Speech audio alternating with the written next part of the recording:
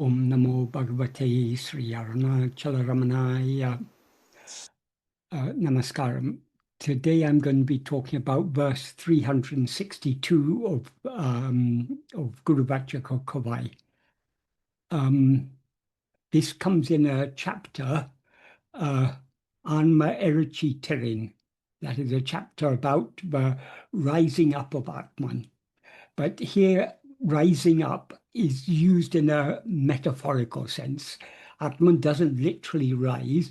It is always remains as it is. But when ego is destroyed, it shines forth, we can say. All words are, whatever words are used are inadequate. But this is the subject of this chapter. And what Bhagavan says in this verse is, the literal meaning is, only if one's source, which is the heart, is known, will the unreal fraudulent first, called I, bending down, pass away. Only if that first, which is fraudulent, bends down, will the real first, Atman, rise up, being bright directly.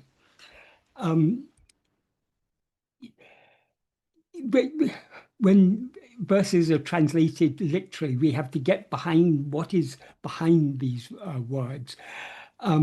Firstly, when he talks about ulamam tanmudal, one source, which is the heart, as Bhagavan makes clear in so many places, what he means by ulam or heart is what is the center of everything. The center of all our experience is ourself as the experiencer. But the experiencer is ego, which is an adjunct conflated awareness. It's that which is aware of itself as I am this body, I am this person, I am so-and-so. That is ego. So ego is a mixture of the fundamental awareness I am, the awareness of being, Sat-Chit, mixed and conflated with adjuncts as this body, this person, and whatever we take ourselves to be. So the heart of ego is that fundamental awareness I am. So that is what Bhagavan refers to in this verse as the real first. Ego is the pseudo first, the fraudulent first, that which poses as if it's the center of everything, but what actually center is only that fundamental awareness I am.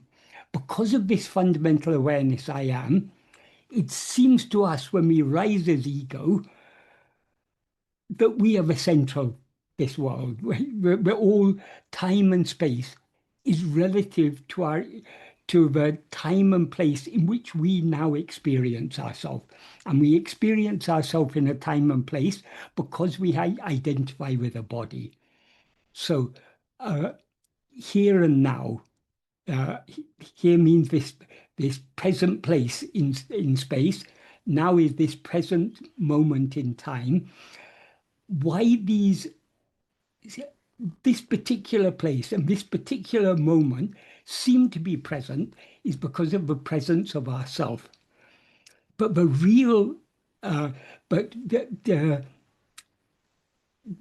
is, it now seems to us that as this body, we are the center of the world.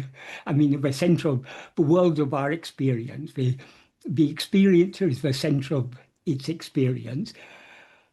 But what gives that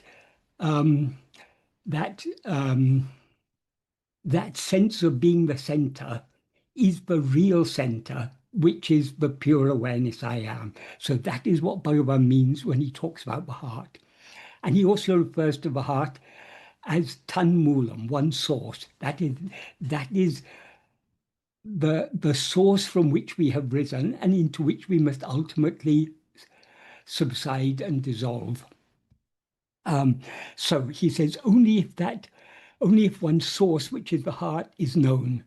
The verb used here for known is ondale means only if it is known. So the root verb is or.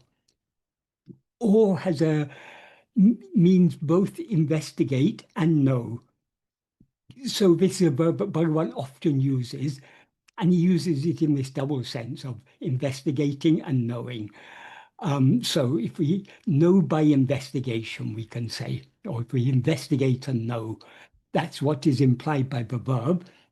So only if we investigate and know our own source, which is the heart, namely this fundamental awareness I am, will the what he describes as nanenum poi kala mudal, the unreal fraudulent first called I. Mudal means, the literal meaning of mudal is first, but it's often used in the sense of what is fundamental.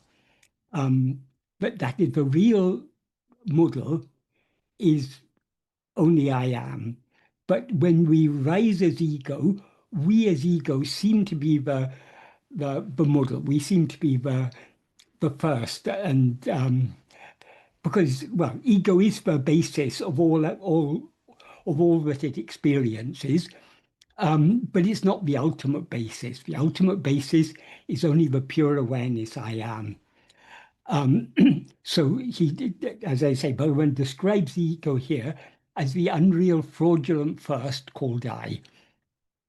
And he says only if one's source, which is the heart, is known, will this fraudulent, unreal, the unreal fraudulent first called I, bending down, pass away. By bending down, he means subsiding, and pass away means dissolving back into its source. So that's the first sentence.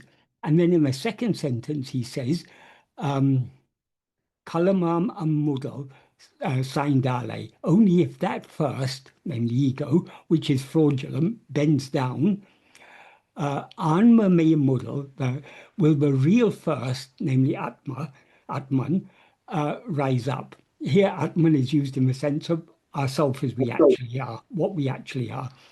So it will rise up, being bright directly. The words in Tamil are aparokshama. Aparoksha means what is known directly and immediately. There's no intermediate, nothing between. That is aparoksha anubhuti is where the experiencer and the experienced are one and the same. So there's no triputi or triad involved. In knowing anything other than ourselves, we are the knower. The thing we know is the known, the object. We have a subject, that is the object.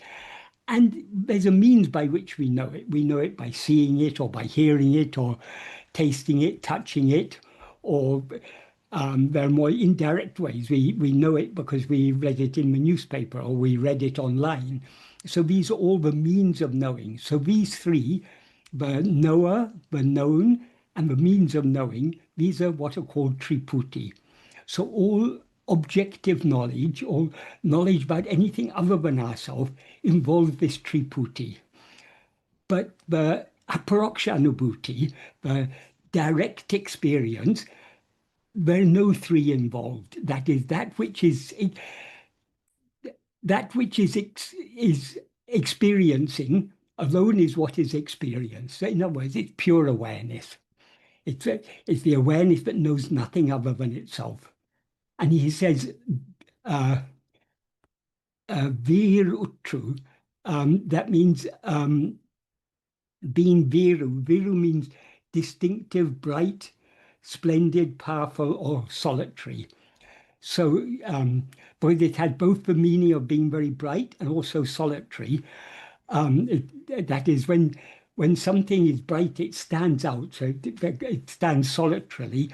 So what it implies in this context is it shines clearly as one without a second. So there's so much meaning implied, though the words used are very simple, there's a lot of deep meaning implied.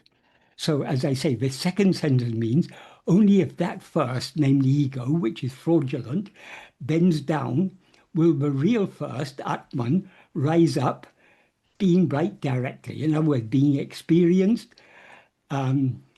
clearly and not as another, but aparoksha, without any. That is, it's immediate. There's nothing mediating between the knower and the known, because they're one and the same thing. We know ourselves by being ourselves, as Bhagavan says in Upadesha India. So my explanatory paraphrase of this verse is, only if one's source, which is the heart, is investigated and known, will the unreal, fraudulent first or fundamental called I, namely ego, bending down pass away. In other words, it will subside and be destroyed. Only if that first, namely ego, which is kalam. Kalam means fraudulent, thieving, deceptive, sly, or villainous. Only if that first, which is kalam, bends down, bends down here implies it subsides and dissolves back into a source from which it rose, will Atma-vichara, the real first, namely Atman, here first means what is the primary and fundamental reality. It will Atma-vichara, the real primary and fundamental reality, Atman, rise up, being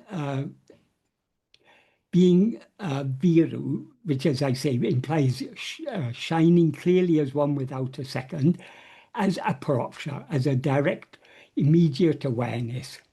Immediate means without any mediation, because it itself is experiencing itself. That is, it is not ego that knows. Ego cannot know its own reality, because as soon as ego knows its own reality, it ceases to be ego and remains as that reality. So what knows Atman is only Atman.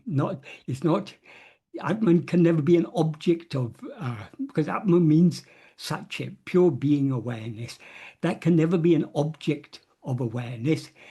We can know it only by being it.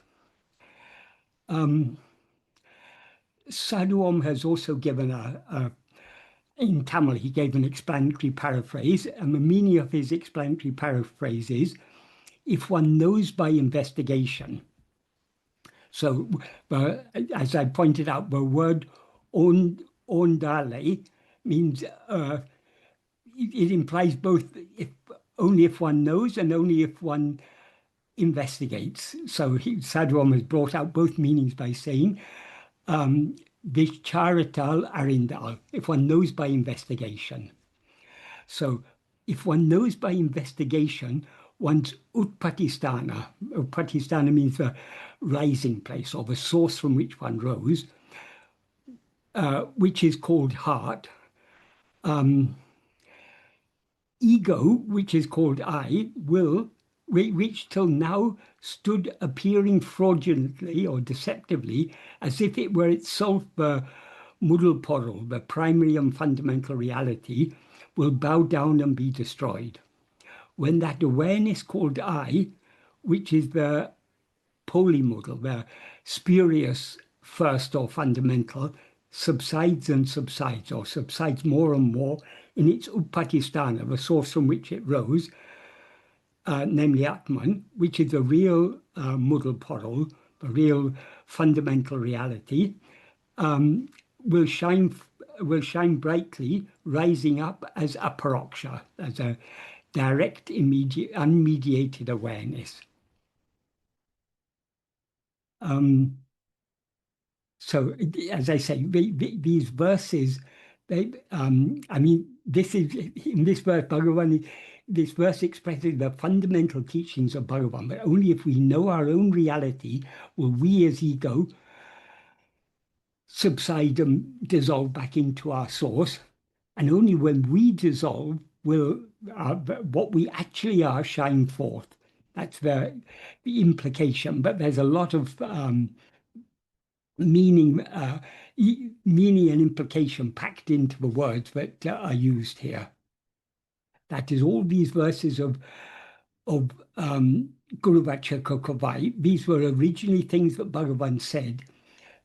And often Bhagavan would give quite a detailed explanation. Murugan would pack it all into a verse and express it more or less as Bhagavan would have expressed it if he had expressed the same idea in verse form. So in the verses, whether Murugan's verses or Bhagavan's verses, there's a huge amount of meaning and implication packed into every verse. So does anyone have any questions about this verse?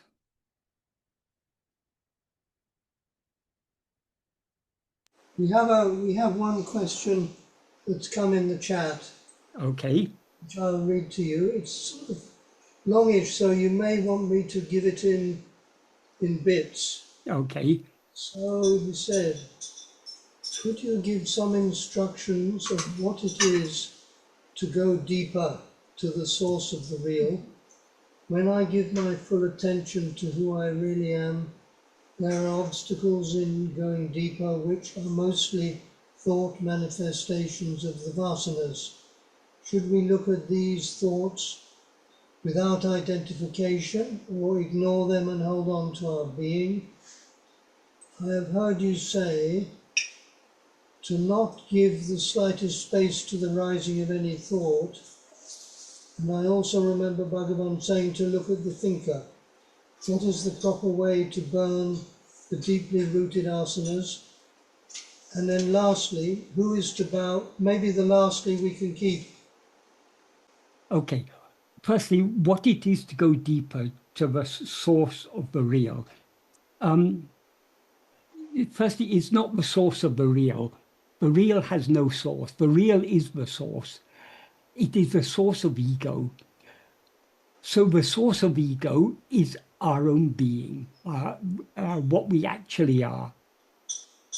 And going deeper into that, that is, to understand what Bhagavan means by going deeper, we need to understand what he has taught us about the nature of ego. In verse 25 of Ulurunapadu, he explains that the nature of ego is to rise, stand, and flourish by grasping form. Or to put it more precisely, ego cannot rise, stand, or flourish without grasping form. Because we can't say it rises by grasping form, because that is, it's rising and grasping form are simultaneous, and they cannot, it cannot stand for a moment without constantly grasping form. In the same verse, Bhagavan describes ego as uruvatra, formless or devoid of form. So ego has no form of its own. Since it has no form of its own, it's got no separate existence. It seems to have a separate existence only when it identifies itself with a form. So ego's rising and it's identifying itself with a form are actually one and the same thing. So we can't say by grasping form it rises, or by rising it grasps form, because they're one and the same thing. That is, the grasping form is the very arising of ego. The first form that ego grasps is the form of a body, which it takes to be itself. And when Bhagavan talks about body, he's not just referring to a physical form of the body, but to all the five sheaves. That is, we never experience the body in isolation, the physical form of the body in isolation. We experience it as part of a package. That package consists of five sheaves, or panchakosha. That is the physical form of the body, the life that animates it, and the mind, intellect, and will that operate within it. These five are called the panchakosha, or five sheaves. And Bhagavan, in another verse, in verse 5 of Ulurunapadu, he says, Udul Panchakosha Uru. The body is a form of five sheaves. So when he talks about body, he's referring to this bundle of five sheaves that we now take ourselves to be. So only when we identify ourselves as this bundle of five sheaves, do we have a seemingly separate existence? So that's why he says, grasping form, it comes into being, it comes into existence. Because without grasping form, without identifying it, without limiting itself and identifying itself with a form, that is this form of five sheaves, it has no separate existence. So it gains a separate existence, or seemingly separate existence, by identifying itself with these bundle of five sheaves. And without constantly grasping this bundle, without constantly identifying itself with this bundle of five sheaves, it cannot stand. That stand here means it cannot endure. So throughout the waking and dream states, we're experiencing ourselves as I am this body, I am this person.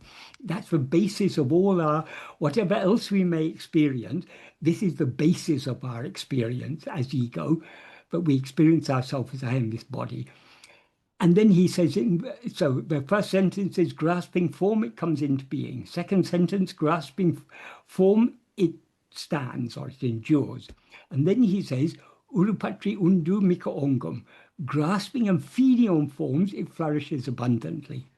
That is, having grasped the form of a body as ourself, the mind is constantly going outwards, attending to other phenomena. All phenomena are forms. When Bhagavan uses the word form here, it's just a general name for phenomena of all kinds. So throughout the waking and dream state, we're constantly attending to things other than ourselves. And this is the food on which ego lives and flourishes. So he says, grasping and feeding on forms, it flourishes abundantly. And then he says, Uru vittu urupatram, leaving form, it grasps form. It doesn't remain for a moment without grasping form. When it ceases to grasp form, as in sleep, it subsides. It ceases to, there's no ego in sleep because there's no grasping there. So the very existence of ego, that is the very nature of ego, is to constantly grasp things other than itself.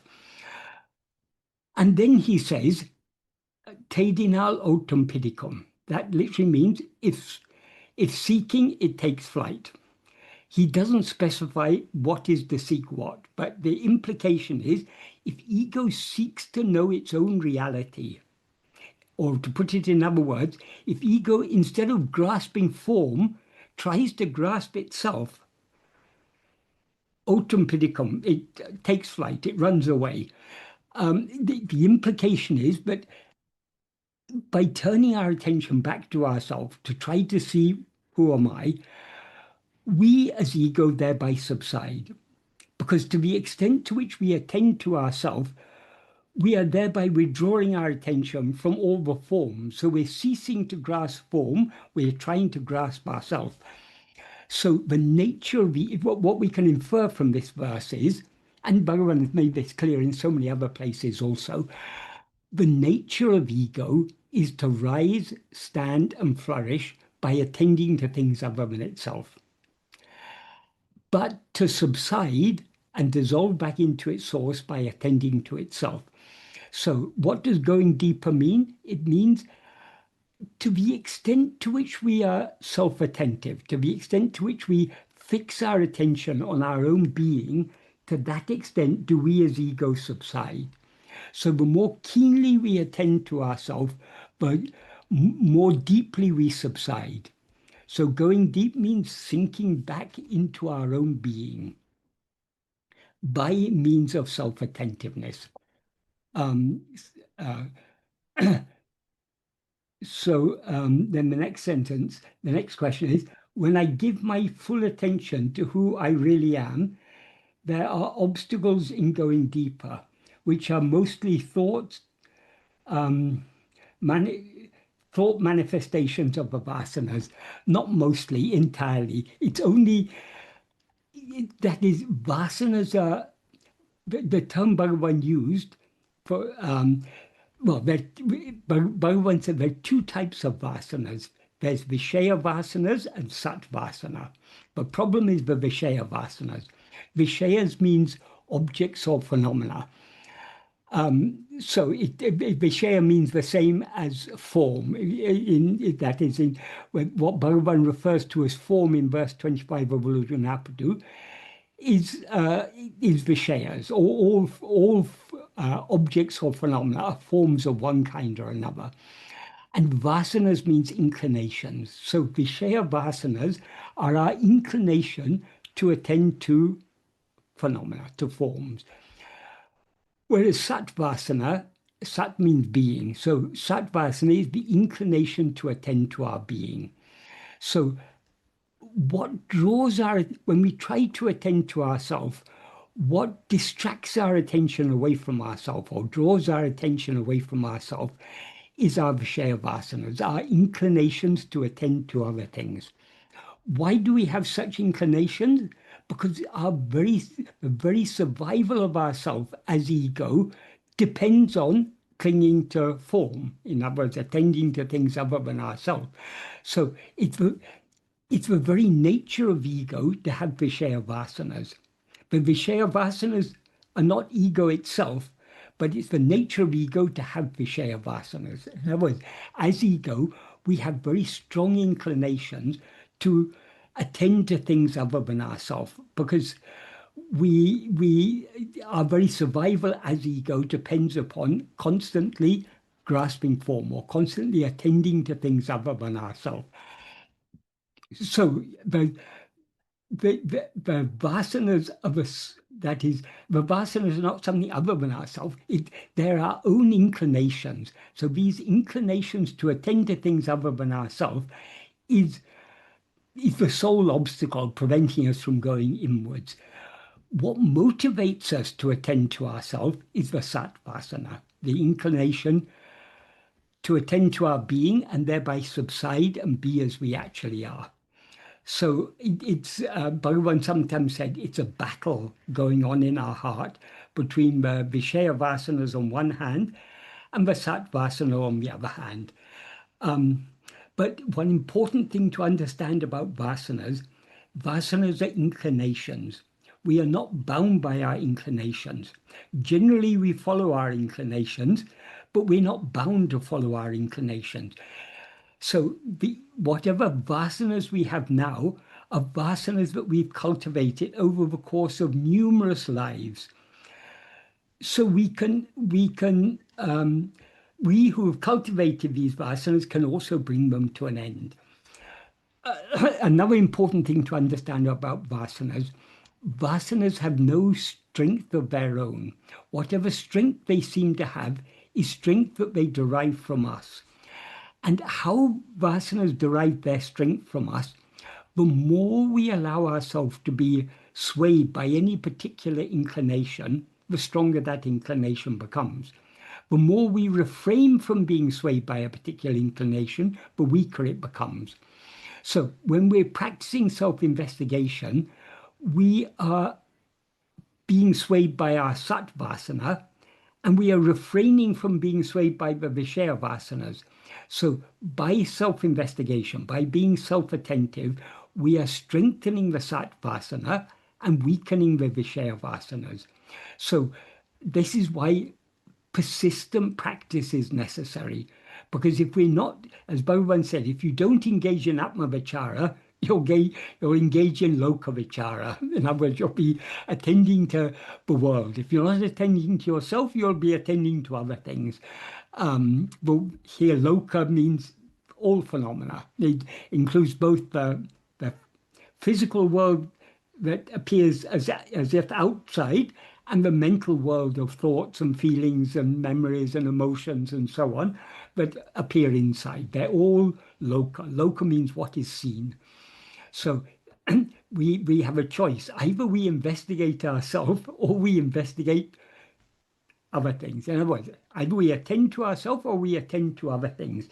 The more we attend to ourselves, the more we strengthen the inclination to attend to ourselves and weaken the inclination to attend to other things. This is why self-investigation is always a struggle, because the natural inclination of the mind is to go outwards. So when we are holding on to self-attentiveness, we are, so to speak, swimming against the current.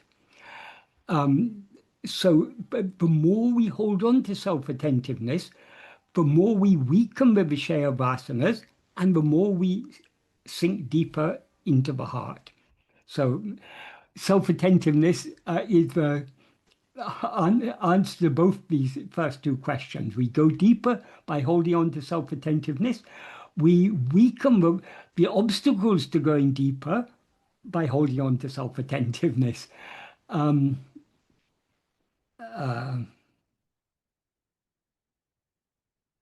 Should we look at these thoughts without identification, or ignore them and hold on to hold on um, to our being? We should ignore them. If we attend to them, we are just strengthening. If we attend to thoughts, we are doing so under the sway of our Vishaya vasanas. So the more we attend to thoughts, the more we're strengthening the Vishaya vasanas. So that's why Bhagavan says in Nana, in the sixth paragraph, he says, however many thoughts arise, so what? As and when each thought arises, it's necessary to investigate to whom. Investigating to whom means turning our attention away from the thought, away from whatever appears, back towards ourself, the one to whom it has appeared. So the sole practice taught by Bhagavan, or the core practice taught by Bhagavan, is being self-attentive. Attending to thoughts is facing in the wrong direction. So we shouldn't be concerned about thoughts at all. Thoughts themselves are not a problem. The problem is the interest we take in thoughts, the attention we give to thoughts is the problem. So we can destroy all thoughts by denying them our attention. There is only one thought that is an exception to this. That is the that is the first thought, I. The nature of that, the first thought, I, is another name for ego. This first thought, I, its nature is to rise, stand, and flourish by attending to other things, but to subside by attending to itself. So the only thought we should attend to is to this first thought, I. By attending to this first thought, I, we bring about its subsidence. By attending to any other thought, we nourish the rising of ego, of this first thought. So the only thought we should attend to is I. But we seem to be ego, we seem to be this thought I, only so long as we're attending to other things. So when we attend to the first thought, it's no longer a thought we're attending to, it's our own being. That is, if we see a rope and mistake it to be a snake, it seems to be a snake so long as we don't look at it closely enough. If we look at it closely enough, we see, oh, it's not a snake, it's just a rope. Likewise with ego, or this thought called, it is also what is also called the thought called I. If we attend to this first thought I, it will reveal, what will be revealed is its reality. Just like if we look at this, when you look at the snake, what you see is its reality, namely the rope. There's no snake there at all. It seems to be a snake only so long as we don't look at it closely enough. Likewise, we seem to be ego, or this thought called I, only so long as we don't attend to ourselves closely enough. So if we attend to this first thought called I, we'll find there's no such thing at all. There's only the pure awareness that we actually are. Um, so, um, so the answer to that question is we should hold on to our being alone. We shouldn't be concerned about thoughts. Thoughts are not a problem so long as we don't attend to them. Our attending to them is the problem. And of course, we have strong inclination to attend to them. So we have to overcome that inclination to attend to thoughts by holding on to self-attentiveness. I've heard you say to not give the slightest space to the rising of any thought. It's not just me who said this. This is a term used by Bhagavan in the first sentence of the 13th paragraph of Nana, in which he defines what is self-surrender. He says, being Atma-vichara param, in other words, being one who is firmly fixed as oneself. In other words, being as we actually are, not giving even the slightest room to the rising of any thought other than Atma-chintana. Atma-chintana literally means thought of oneself, but it implies self-attentiveness. Alone is giving oneself to God. So what that means in practice, how we avoid giving room to rising of any other thought, is by attending to Atman, to ourself. To the extent to which we're attending to ourself, we are thereby refraining from attending to other things. So we give other thoughts no room to rise, only by being keenly self-attentive. That's why he begins that sentence with the term Anma-chintane. That is, as I say, it literally means thought of oneself. It implies self-attentiveness. So except self-attentiveness, we shouldn't give room to the rising of any other thought. In other words, we should be so keenly self-attentive that we cease to, that there's no room for any other thought to arise, because thoughts can't arise without our attention. Because where do thoughts rise? They arise only in our awareness. If our whole awareness or attention is directed back to ourself, there's no room for any thoughts to rise.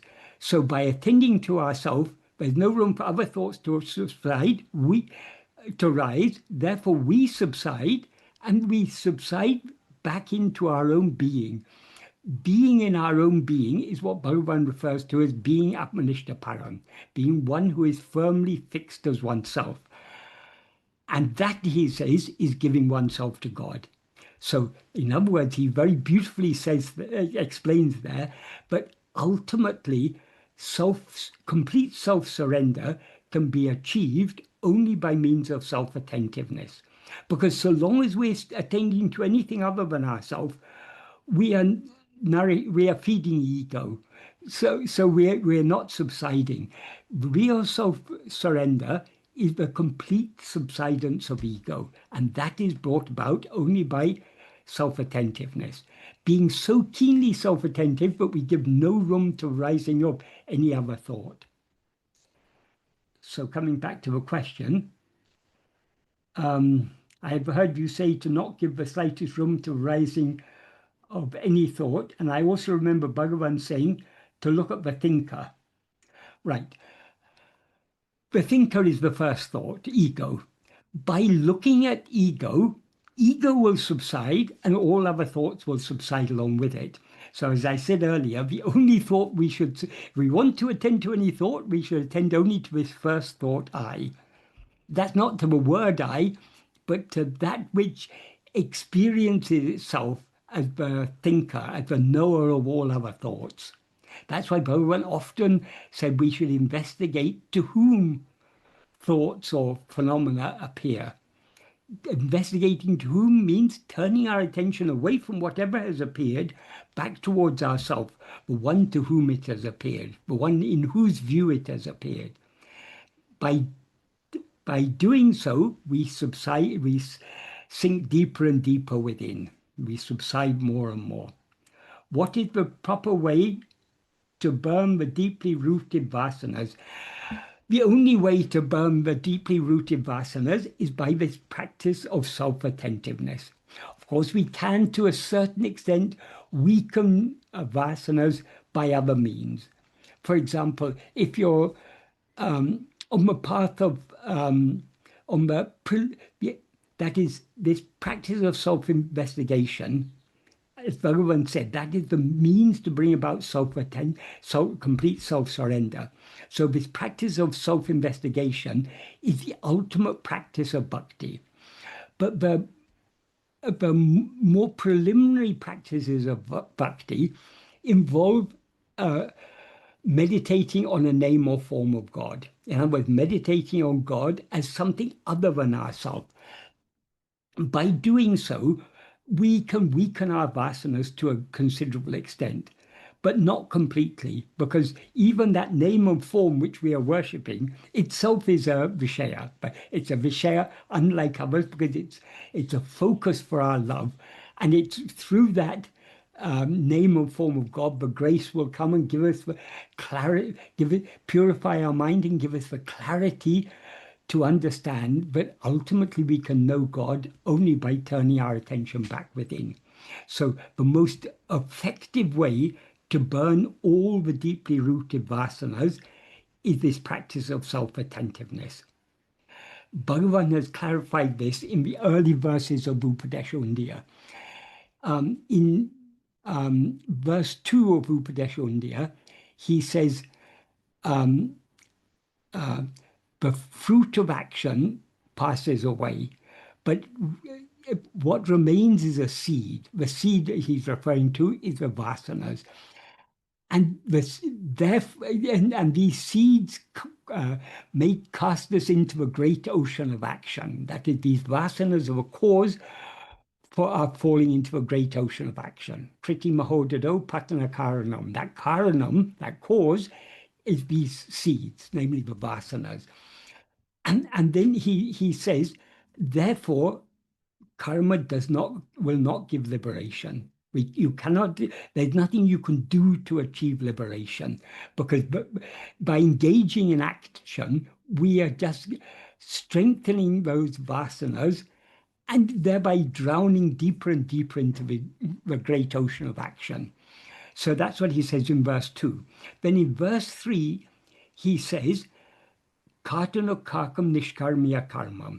That is the nishkarmiya karma done for God, implying done for the love of God, will purify the mind and show the way to liberation.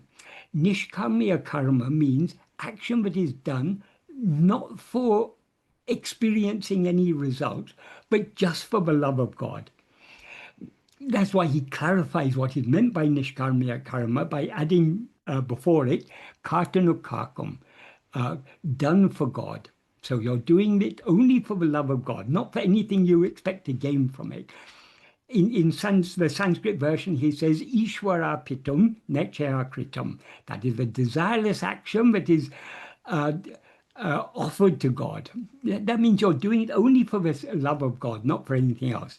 And in the Malayalam version, he says, Ishwara pritiyanai, that it's done for the love of God. So it's that bhakti, that without that love of God, the nishkarmiya karma is impossible, because we don't do anything without some motivation. Normally we do actions because we want some result.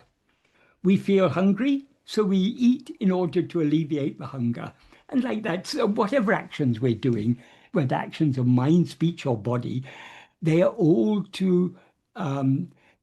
done to alleviate hunger or thirst, or to satisfy our desires. So if we're to act without desire, without being motivated by any desire, we can only be done if we have doing it for the love of God. So and he says, by doing the nishkarmiya karma for the love of God, that will purify the mind and show the way to liberation. The verb he uses for show is kambikam, which means, literally it means will cause us to see the way to liberation. In other words, by purifying our mind, it will give us the clarity to see what is the path to liberation. The path to liberation is not action, as he's made clear, because karma will not give liberation. So it will, in fact, in the Sanskrit version of verse 2, he says, Gati nirodhakam, it will obstruct liberation. So no action can give liberation. Then what will give liberation? Not doing, but just being. And how to just be? Only by attending to ourselves will we subside and back into our being. So that's what he's leading up to. So then he goes in after saying that nishkarmiya karma done for the love of God will purify the mind and cause us deceiver, give us a clarity deceiver, means the liberation. He then begins to talk about what are the different types of nishkarmiya karma we can do. So in the fourth verse, he says, puja, japa, and dhyana. Puja means the worship by bodily action. Japa means repeating a name of God. And dhyana means meditating on a name or form of God. So puja, japa, and dhyana. He said this is certain. Puja, japa, and dhyana are actions respectively of body, speech, and mind. And in this order, each successive one is superior to the previous one. In other words, better than puja is japa. Better than japa is dhyana, meditation. But when he said better in what sense? It's more efficacious in purifying the mind and thereby giving the mind the clarity to see what is the means to liberation. Then in the next three verses, he deals with each one of these. In verse 5, he talks about puja. And he gives a very broad definition of puja. It's not just ritualistic worship. Anything you do, considering the whole world to be a form of God, anything you do with that attitude, but it's all God, that is good worship of God. So it's not the action itself, but it's the attitude with which we're doing it. We're taking everything to be God, and so we are but if we consider everything to be God, how will we behave in this world? We'll be kind, considerate. We won't want to cause any harm. We won't. So that type of attitude, that is good puja, he says. Then in japa, he talks about. He says, better than singing hymns of praise. Japa is good. Better when japa done aloud, japa done softly within the mouth is good. Better when done softly, done mentally is good. And that mental japa is a form of dhyana. When he says better, again, he's always, what he's implying is it's more efficacious in purifying the mind. Then in verse 7, he talks about dhyana, and he says better than interrupted meditation, uninterrupted meditation, like the flow of a river or the pouring of ghee, something uninterrupted, that is better. That is, why is it better? Because if you're meditating on a name or form of God, if your meditation is often interrupted by other thoughts, why do other thoughts interrupt your meditation? Because you're more interested in those other things than you are in thinking about God. So if you have so much love for God that you're able to keep your attention on a name and form of God without allowing it to be disturbed by any other thoughts, that is the best in terms of this meditation on a name or form. That is best of all. But then the important verse, or the important change comes in verse 8.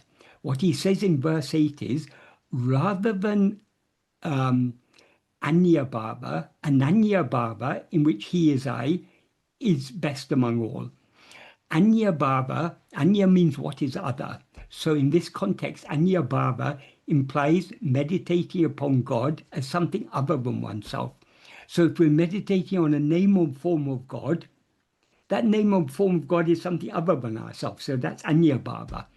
Better than that is Ananya Bhava. Ananya Bhava means what is not other. And he clarifies what he means by Ananya Bhava by saying Avanahamaham, in which he is I. So with the understanding that God is that which is shining in our heart as I, we should meditate on nothing other than that, and nothing other than I. And that, he says, is natinam uttamam. That's the best among all. Meditating on nothing other than I is another way of saying investigating oneself, being self-attentive. So what he refers to there as ananya bhava is another description of the practice of self-attentiveness. And he says that is best among all. In the context, that means that is the most purifying of all actions. Not only is it most purifying, it's the only thing that can destroy not only the impurity, not only other impurities, but the root impurity.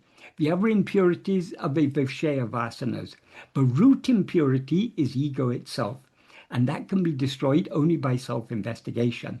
That's why he says Ananya Bhava is best among all. But an important thing is, so long as we're doing any puja, japa, or dhyana, dhyana in the sense of meditation or a name or form of God, that is an activity. Puja is an activity of the body. Japa is an activity of speech. Dhyana is an activity of the mind. But when instead of meditating on God as something other than ourselves, when we meditate upon Him as our own, as our own being, that is not an action, because by attending to our own being, we as ego subside. So the subsidence of ego is not an action, but a cessation of action. So up to verse 7, he's talking about karmas. From verse 8, he's talking about being. And he makes that clear in verse 9, in which he says, by the strength of meditation, in the context of what he means by bhava balatinal, by the strength of meditation, is by the strength of that ananya bhava. In other words, by the strength of self-attentiveness, being in sat bhava. Sat bhava means the state of being, which is bhavanatita. It's beyond all mental activity. That is parabhakti tattva. That is the very nature of supreme devotion. So what he clearly implies there, by means of self-attentiveness, we as ego will subside and remain in our natural state of being. And that being in that state of being which transcends all mental activity, that is parabhakti, that is the supreme devotion. So all other practices are karmas. So they can purify the mind, they cannot give liberation.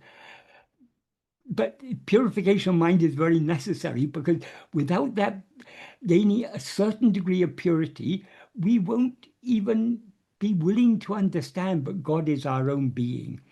And much less will we be willing to attend to our own being. So that love to attend to our own being comes only as a result of the purification of mind. And it is the most effective means to purify the mind. But we won't be drawn to this path until we've already practiced these other things. I mean, we don't know in previous lives what we've been doing, but something has drawn us to this path. The most effective way to burn the deeply rooted vasanas is this practice of self-attentiveness. Other practices of bhakti, they also are effective, but not as effective as this practice of self-attentiveness. And self-attentiveness alone can destroy the root impurity, which is ego. And then he says, and lastly, who is to bow to the real? The ego as the formless demon, or its manifestation as the human mind? Well, it is bowing to the real means subsiding. That is the real implication of namaskara, of doing namas, we are bowing to the Lord. Bowing means ego is subsiding. That's what Bhagavan refers to here as saya, bending down. That bending down is that namaskaram, that subsidence of ego. When ego subsides, ego is the root of the mind. Ego is the first thought.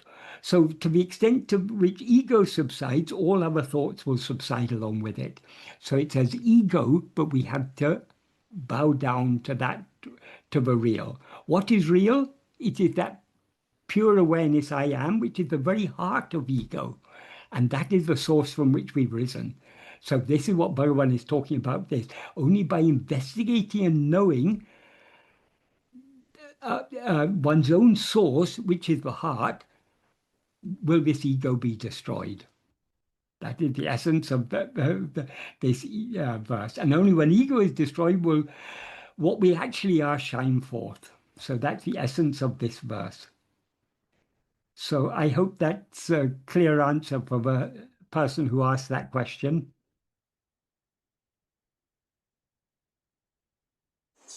Yeah, it seems so. Yes, please. Thank you very much, Michael. I'm sorry for this long question. Everything you said was very clear.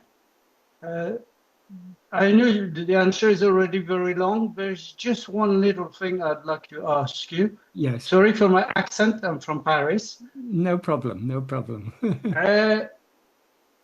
The practice of going deeper is much, much more difficult in external, outside life when we have external obligations. When there is immobility, sitting still, even if there are obstacles, I am happy of doing efforts. When interacting with people, mostly outside, there is a suffering. Suffering because I see how things want to be said, done, and sometimes there are no ways I can stop it. Yeah. That's it. But that's about this contradiction is hurting me. Right, right. Well, the nature of rising as ego and identifying ourselves as a person, we face so many challenges, both internal challenges and external challenges. But they're all actually, though it seems to us that some challenges are coming from outside, some are coming from inside. Ultimately, they're all coming from inside, because whatever problems the world causes us, it causes us because of our own likes and dislikes. If we were completely free of likes and dislikes, nothing that happens in this world would affect us. We're affected because of our own likes and dislikes, in other words, because of our own vasanas. As far as practice is concerned, there are two ways. Well, it's not really two ways, but we can. There are two degrees of practice. There is times when we are free of other distractions, when we're not engaged in other activities, we can sit quietly and try to go deeper within. But that is not sufficient, because if we just try to go deeper within, the times when we are free of other activities, we're not going to go very deep within. The main practice Bhagavan recommends is trying to hold on to self-attentiveness throughout the day, in the midst of other activities. Bhagavan he gives us a very great assurance in the 11th paragraph of Nana. He says, Oruvantan Sarupa Madayam Varayil, Nirantara Sarupa Smaranaye, Kai Patravanayan Adu Andre Podam. That is, until one attains Swarupa. Swarupa means what we actually are. Until one attains Swarupa, if one holds firmly to Nirantara Swarupa Smarana. Nirantara means unbroken, uninterrupted. Swarupa Smarana means self-remembrance, remembrance of our own being. If we hold on to that, Adu Andre Podam, that alone is sufficient. Why this is very important, the more we are able to hold on to self-attentiveness in the midst of other activities, the deeper we will be able to go within at times when we're free of other activities. If we're not trying to hold on to that self-attentiveness in the midst of other activities, we won't have the strength to go deep within, even when we're free of other activities. So when Bhagavan defined what he meant by Atma-vichara in the 16th paragraph of Nana, he begins with the word sadakalamam, which is a very strong way of saying always. Always keeping the mind on Atman, on oneself alone. Alone is what is called Atma-vichara. So Atma-vichara is just keeping our mind always on ourselves. Of course, Bhagavan knows, but we're not able to do that. None of us are able to hold on to that self-attentiveness always, but that is what we should be aiming for. The more we hold on to self-attentiveness, the deeper we'll go within. So otherwise, if we're not trying to hold on to self-attentiveness at other times, even when we are free of other activities and we try to go deeper within, our mind will be distracted by vasanas. Because the real distractions are not the external world, it's our inclination to attend to the external world. So even if we sit with closed eyes in with a straight back and everything, the mind will still be going out to the world. So we should try to hold on to that self-attentiveness as much as possible throughout the day. And it seems very difficult because of our strong inclination to attend to other things. But if we think about it, it's really not actually very difficult, because the one thing we know more clearly than any other thing is our own being. We are clearly shining our awareness is ever the one thing that is ever shining. That which illumines the mind, enabling the mind to know this world, is that light of awareness, which is our own being. So it's ever shining. That is what we should try to hold on to as much as possible in the midst of other activities. Because that is the background. It's like when we go to a cinema, we sit there looking for 3 hours at a screen, but we never notice the screen because we're too interested in the pictures. Bhagavan asks us, just remember the screen. Try not to forget the screen. But so long as we're very interested in all the pictures on the screen, we will ignore the screen, even though it's the screen alone that we're looking at. It's as if we're not seeing the screen because we're paying attention only to the pictures. But we cannot look at the pictures without looking at the screen, because the screen is all that's actually there. The pictures are just shadows on that screen. So likewise, the screen is that fundamental awareness of our own being, I am. That is ever shining. That is what we should be trying to hold on to in the midst of whatever else we may do. And the more we do that, the less the external world will disturb us.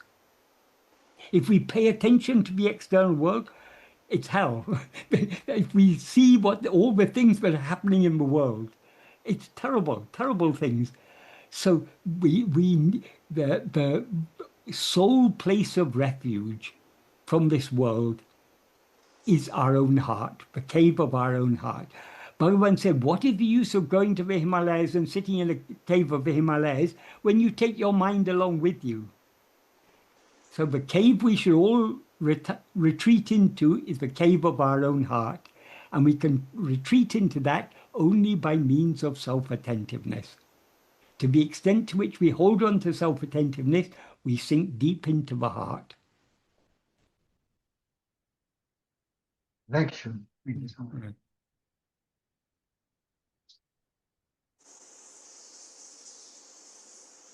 And this is the ultimate practice of the path of bhakti. Because we are, by holding on to self-attentiveness, as Bhagavan said, we are giving ourselves to God. We are surrendering ourselves completely, subsiding back into our own being, which is the reality of God. It's our own reality and the reality of God. So this requires great, great love. And as Bhagavan said, that love comes from grace. So it's all,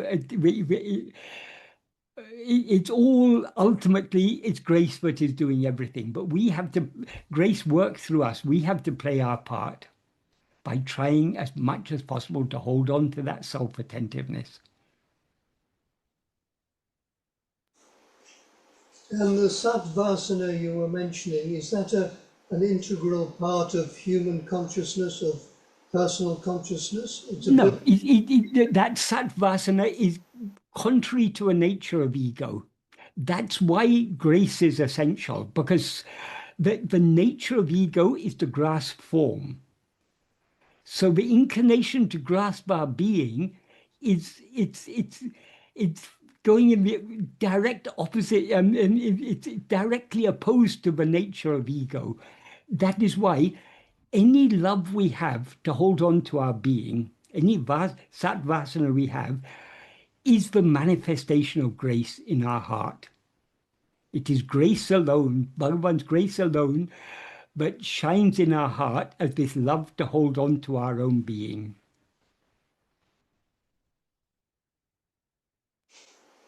So the next question, I'll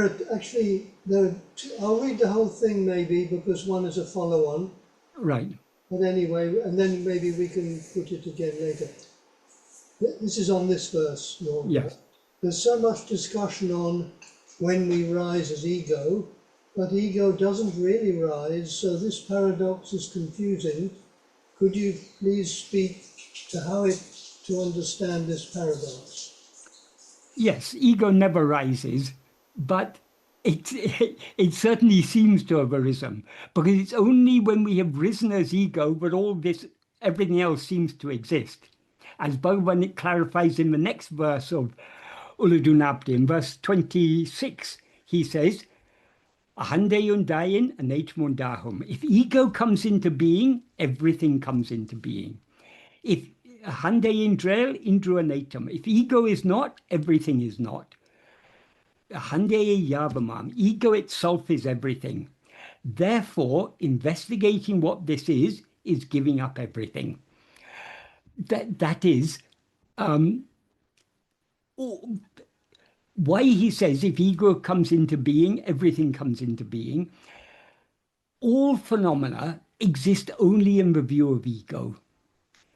So though ego doesn't really exist, so long as we're aware of the seeming existence of phenomena, we who are aware of that seeming existence are this seeming entity called ego. So ego is ultimately, it's not real, but it's what, so long as we rise as ego, ego seems to be real, and ego lends its seeming reality to all phenomena. How to get rid of this seeming entity called ego is only by investigating it. So long as we are attending to anything other than ourselves, we seem to be ego. But when we turn our attention back to ourselves to see what is this ego, there's no such thing to be found. Because what underlies the appearance of ego is our own, is Satchit, the pure being awareness that we actually are.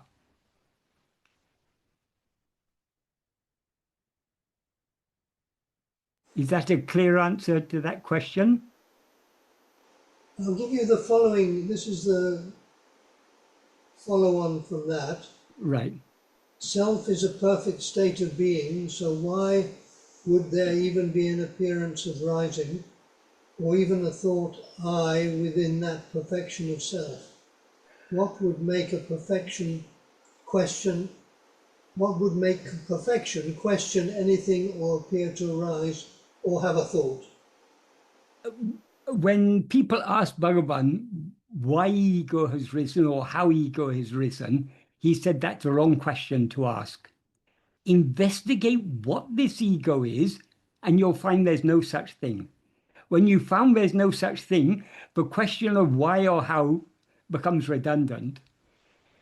So ego never has never actually risen. It only seems to have arisen.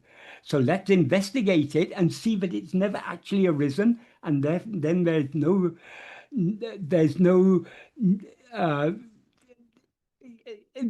asking why or how. Bhagavan sometimes said asking why or how ego has arisen is like asking why or how the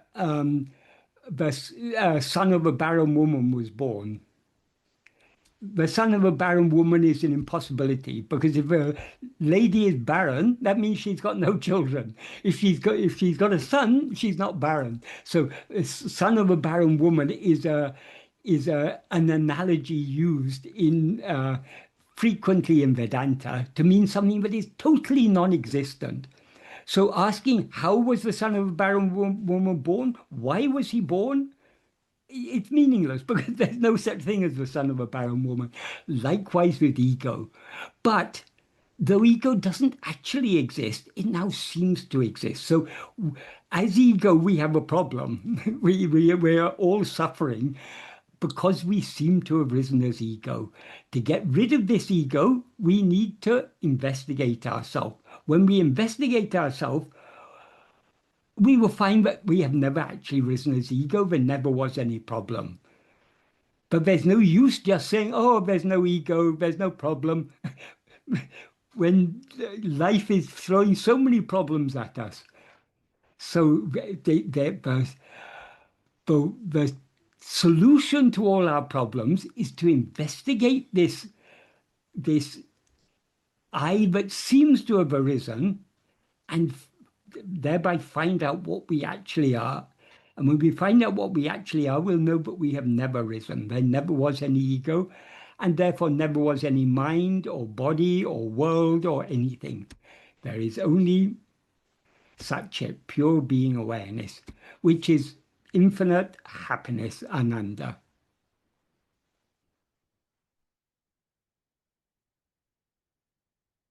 Many people have a half-baked understanding, and they say, oh, there's no such thing as ego, so we need not worry about it. That which says there's no such thing as ego is itself ego.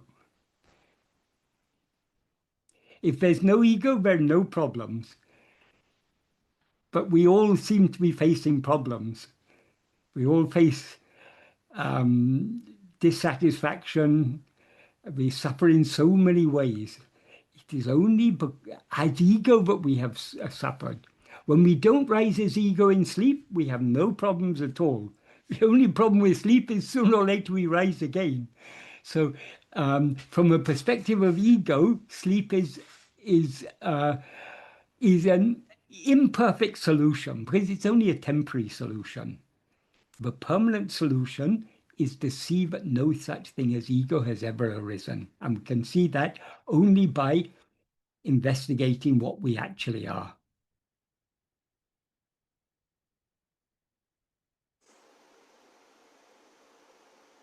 Now we can move on to the questions that came in by email, if you like. Yes, okay. Okay, so the first one of those: I am practicing this path. As far as I have comprehended, this path is all about attending to the fundamental awareness I am, namely self-attention. We are always I am, but with adjuncts as this or that, which is called ego. So we have to investigate this ego, which will reveal our true nature, namely the self. So, is the truth beyond I am? Does even this self-attention, namely I am, have to drop to reveal the truth? I am is our being. If there were anything beyond I am, we couldn't know it because we wouldn't be there.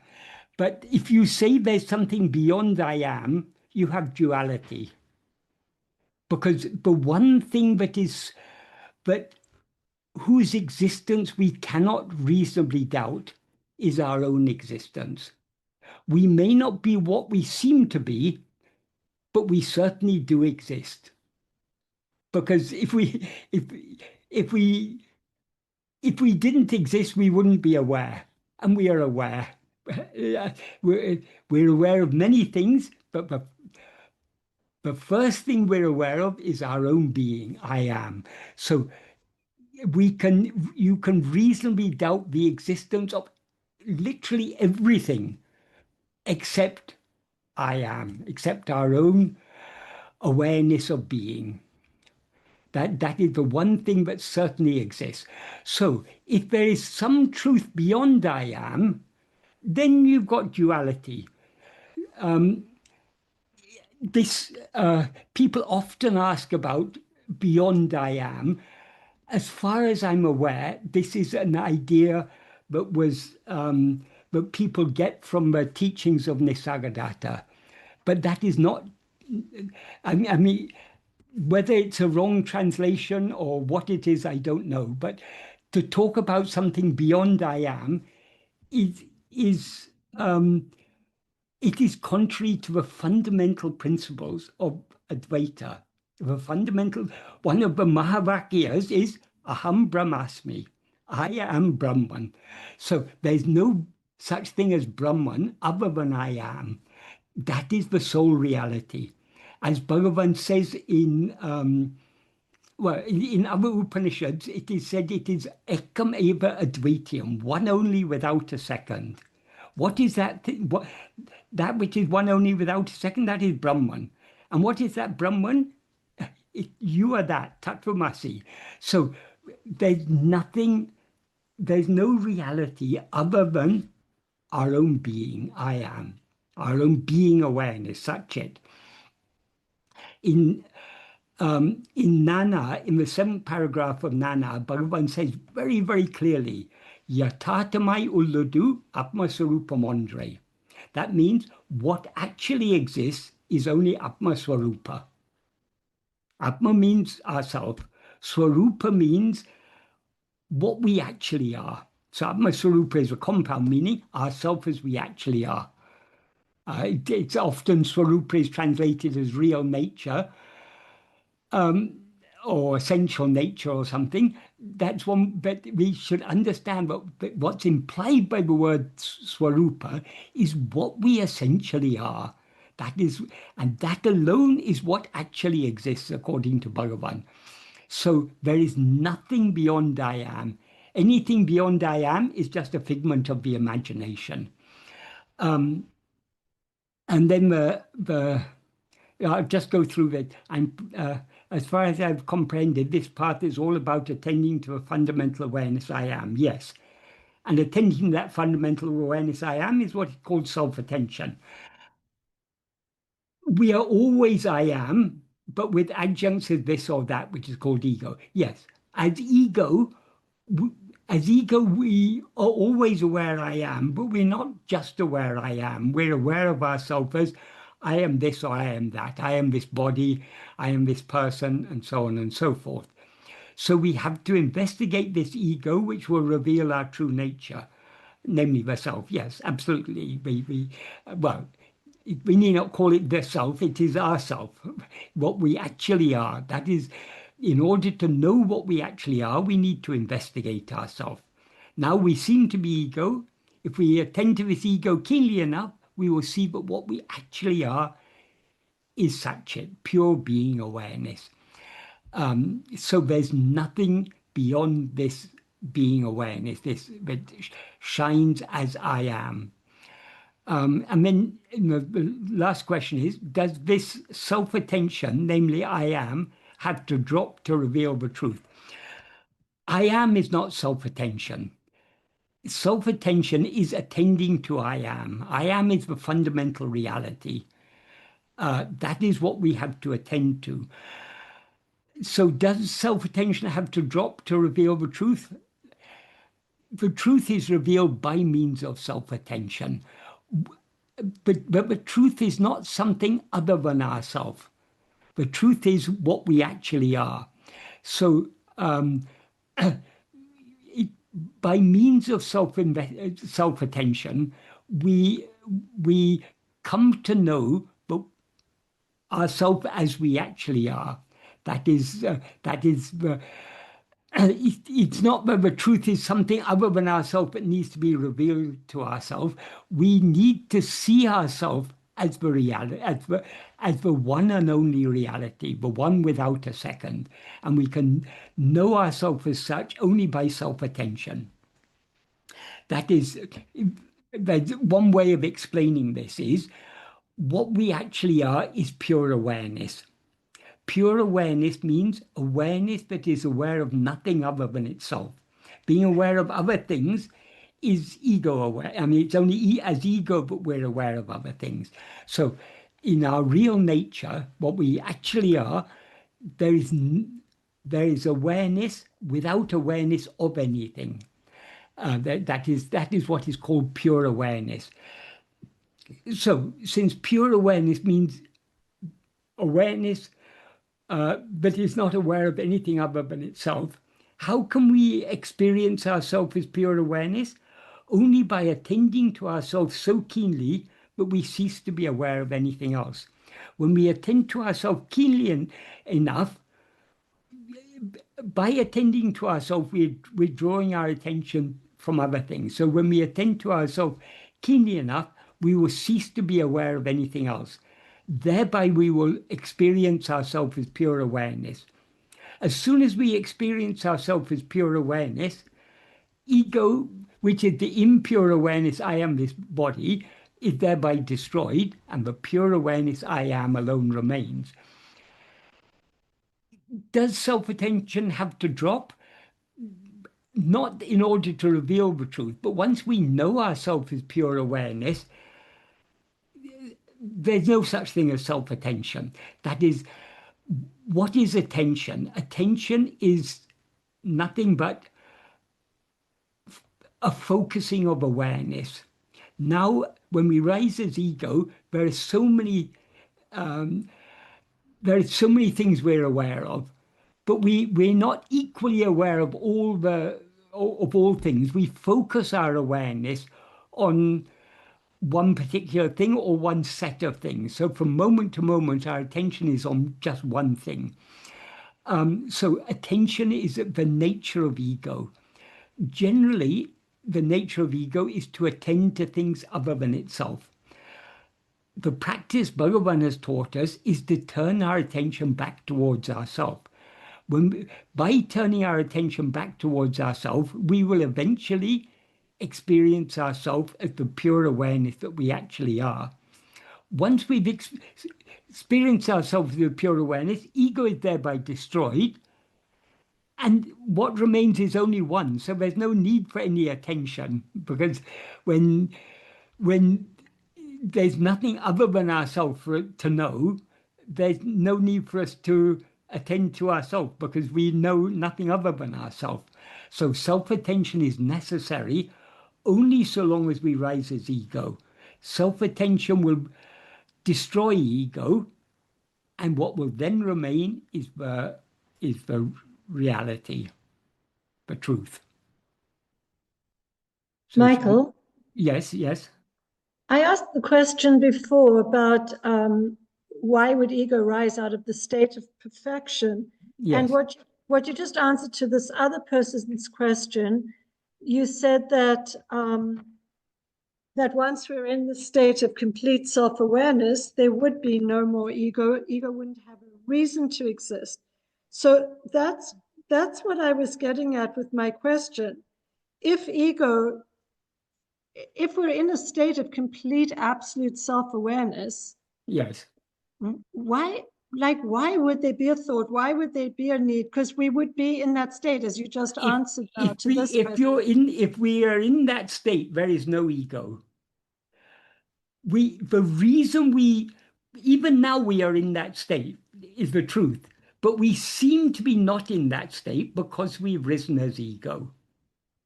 Because we seem to have risen as ego. We seem to have risen as ego, exactly. And ego is all seeming. When Bhagavan says, if ego comes into being, everything comes into being. If ego is not, everything is not. He's not saying that ego actually exists or that everything actually exists. The very fact that he says, undahum, that means it comes into being. Whatever comes into being is not real.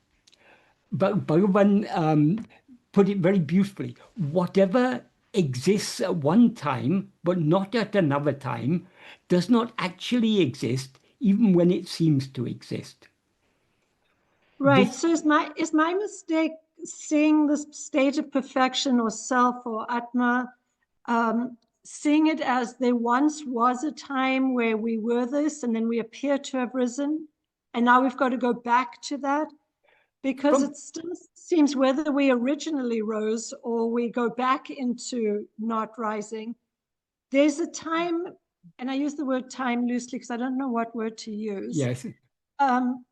There's a time where we were in a state of complete perfection, just like you're describing in answer to this question. Yes. Where there'd be no need for ego to rise because we're in a state of total self-awareness. Yes. What's to stop ego from appearing to rise again? Because if we investigate ego, we will find it hasn't even risen now. It's not that we were in a state of perfection, now we've risen as ego, and in future we're going to be back in that state of perfection. Perfection is eternal. Even now we are perfect. We are never anything other than perfect. The rising of ego, is, as you say, is just a seeming rising.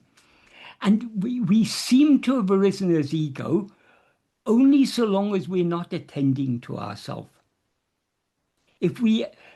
That is, ego seems to exist when we're looking elsewhere. When we look at ego closely enough, no such thing exists at all. Just like why does a rope seem to be a snake? Because we're not seeing it clearly enough. So the way to get rid of the snake, you cannot get rid of that snake by any means other than looking at it very carefully. If you look at it very carefully, you'll see, oh, it's just a rope. It was never a snake. Likewise, if we look at ego very carefully, we will see that what we actually are is pure awareness. We have never been ego. So it seems like the different religions are trying to get at the same truth, but sort of failing because it's put within a timeline. Because if we think about the Garden of Eden, even if it's metaphorically, we think about it as a state of perfection, and then something happens, and then we're not in perfection. Or the story of the prodigal son in Christianity, where he thinks he can handle it himself. He goes off, but only to find he's got to come back home. Is it the same sort of idea? That is, all these religions are that is, people at different stages of different levels of spiritual development. So different teachings are appropriate to people at different stages. In talks, Swami Yogananda, who had started the Self-Realization Fellowship in America and who wrote a book, Autobiography of a Yogi, in the mid-1930s, he returned to India. And during his return to India, he visited Ramanashram. And it's recorded in talks that he asked Bhagavan, what teaching is to be given for the uplift of the masses? And Bhagavan answers very simply, teaching cannot be given en masse. Teaching has to be according to the taught. That is at different level, at different stages of our spiritual development, we have different needs. Bhagavan's teachings is the ultimate.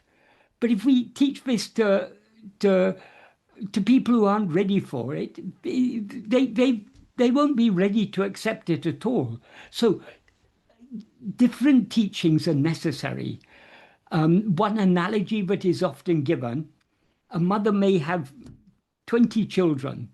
Her smallest child may be a newborn baby. eldest child will be a grown man or woman. She doesn't feed them all the same food.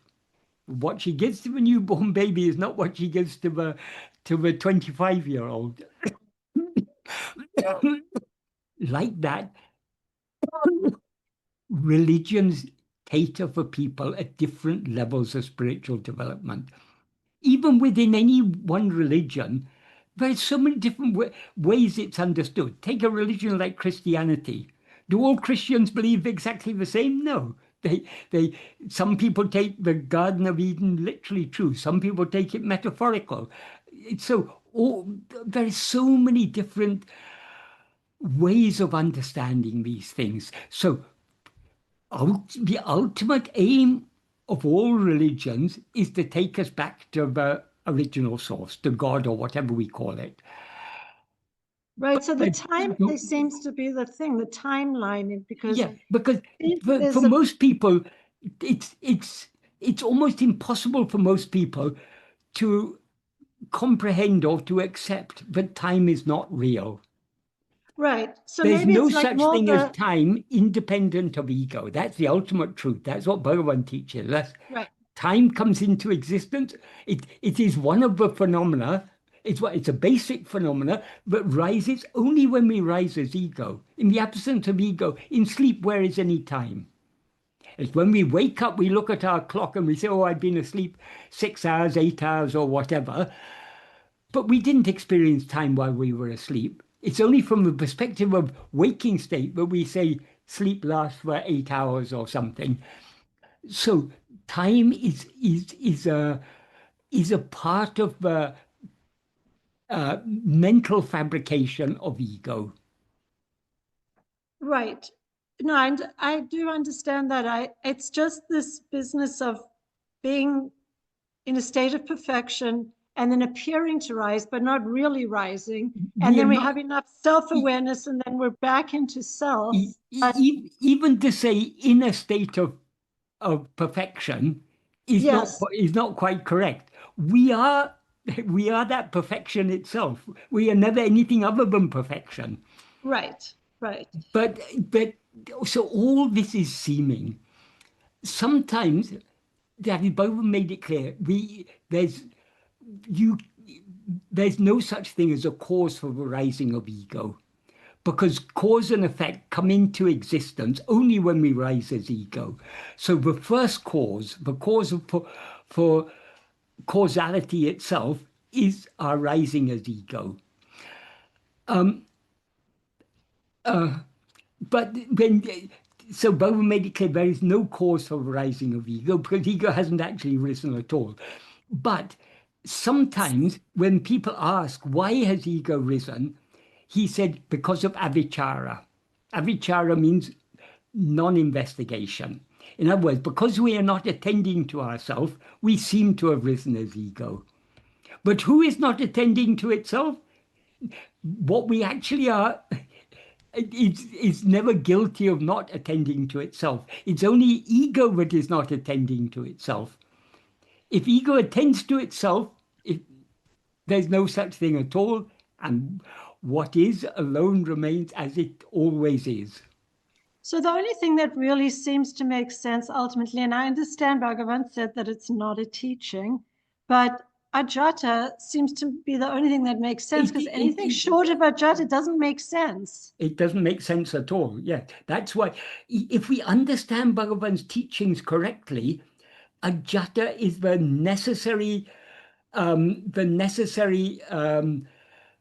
is necessarily the ultimate truth. That is, Bhagavan said it's not a teaching, because in ajata there's no one in need of any teaching. There's nothing to be done or anything. But what Bhagavan taught is drishti shrishti vada. But there's no such thing as creation independent of our perception of it. So who is perceiving it? To whom does all this creation appear? To ego. If ego investigates itself, it becomes clear that there's no such thing as ego at all. Since there's no ego, there's no creation. So the ultimate truth can only be ajata, if we understand Bhagavan's teachings correctly. Right. So that's the only thing that really So, ultimately brings calmness to the mind is yeah. any explanation we're trying to find is going to not be satisfactory because ajata is No, the ultimate truth. exactly. Another thing we need to understand is we try to understand these things with reason and logic. And it's good to use reason and logic, but we also need to recognize the limitations of reason and logic. Reason and logic works within the realm of ego. It cannot take us beyond ego. So Yeah. what reason and logic can, how it is useful, it can make us understand the unreality of ego and the means to get rid of this unreal appearance. It all appears because of our attending to things other than ourselves. If we attend to ourselves, it will all disappear. If we understand these basic principles of Bhagavan teachings, then logic and reason has served its purpose. So any teaching, any philosophy is useful only to the extent to which it directs our attention back towards ourselves. Of course, in the mundane world, philosophy has so many other applications for morality and all these things. But the only ultimate benefit of any philosophy, and that is a philosophy is of ultimate benefit only if it turns our attention back to ourselves. Because by turning our attention back to ourselves, it reveals the truth, but what we actually are is pure being which has never undergone any change whatsoever. Right. Okay. Thank you. Right. Well, all thanks to Bhagavan, because it's Bhagavan who's made these things so clear to us. It was there in all the. It's been there in Vedanta for. It's in the Upanishads itself. Ajata is implied, and in one or two places it's stated explicitly. Was it But Gaudapada? Was it Gaudapada who brought up about ajata? well, the verse from Mandukya Karika, Gaudapada's verse from Mandukya Karika, which is often quoted in this context, but Bhagavan has translated in several places. That verse actually is from occurs in two Upanishads, so it predates Gaudapada. Gaudapada was quoting from the Upanishads because in those days, like even in Bhagavad Gita, there are some verses in Bhagavad Gita that are lifted almost entirely from Upanishads. If you're well versed in these things, you can say such and such a verse in Gita is a slight adaptation of such and such a verse in the Upanishads. There wasn't that is not plagiarism. It's just pointing. We quote in order to drive home a point. So Gaudapada there was quoting from the Upanishads. Okay. Okay. But ultimately, the authority for all these things cannot, the Upanishads and the Gaudapada and Bhagavan, they all point us in this direction. But all this is useless to us unless we put it into practice. Right. One thing Bhagavan used to say, do not believe what you do not know. So Bhagavan didn't give us these teachings and ask us to believe this. That of course it's good to believe it, but the mere belief in Bhagavan's teachings is not going to save us. If we understand his teachings correctly, it's for putting it into practice so it becomes our own experience. Mm-hmm. And we believe it because it is very clear, very logical what he points out. But all that logic is not going to help us. When death comes, no amount of logic is going to help us. We need to make it our own by investigating ourselves and knowing what we actually are.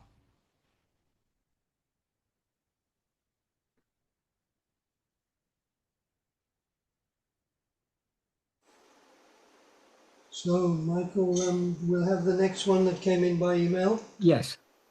Okay. In reply to a question you recently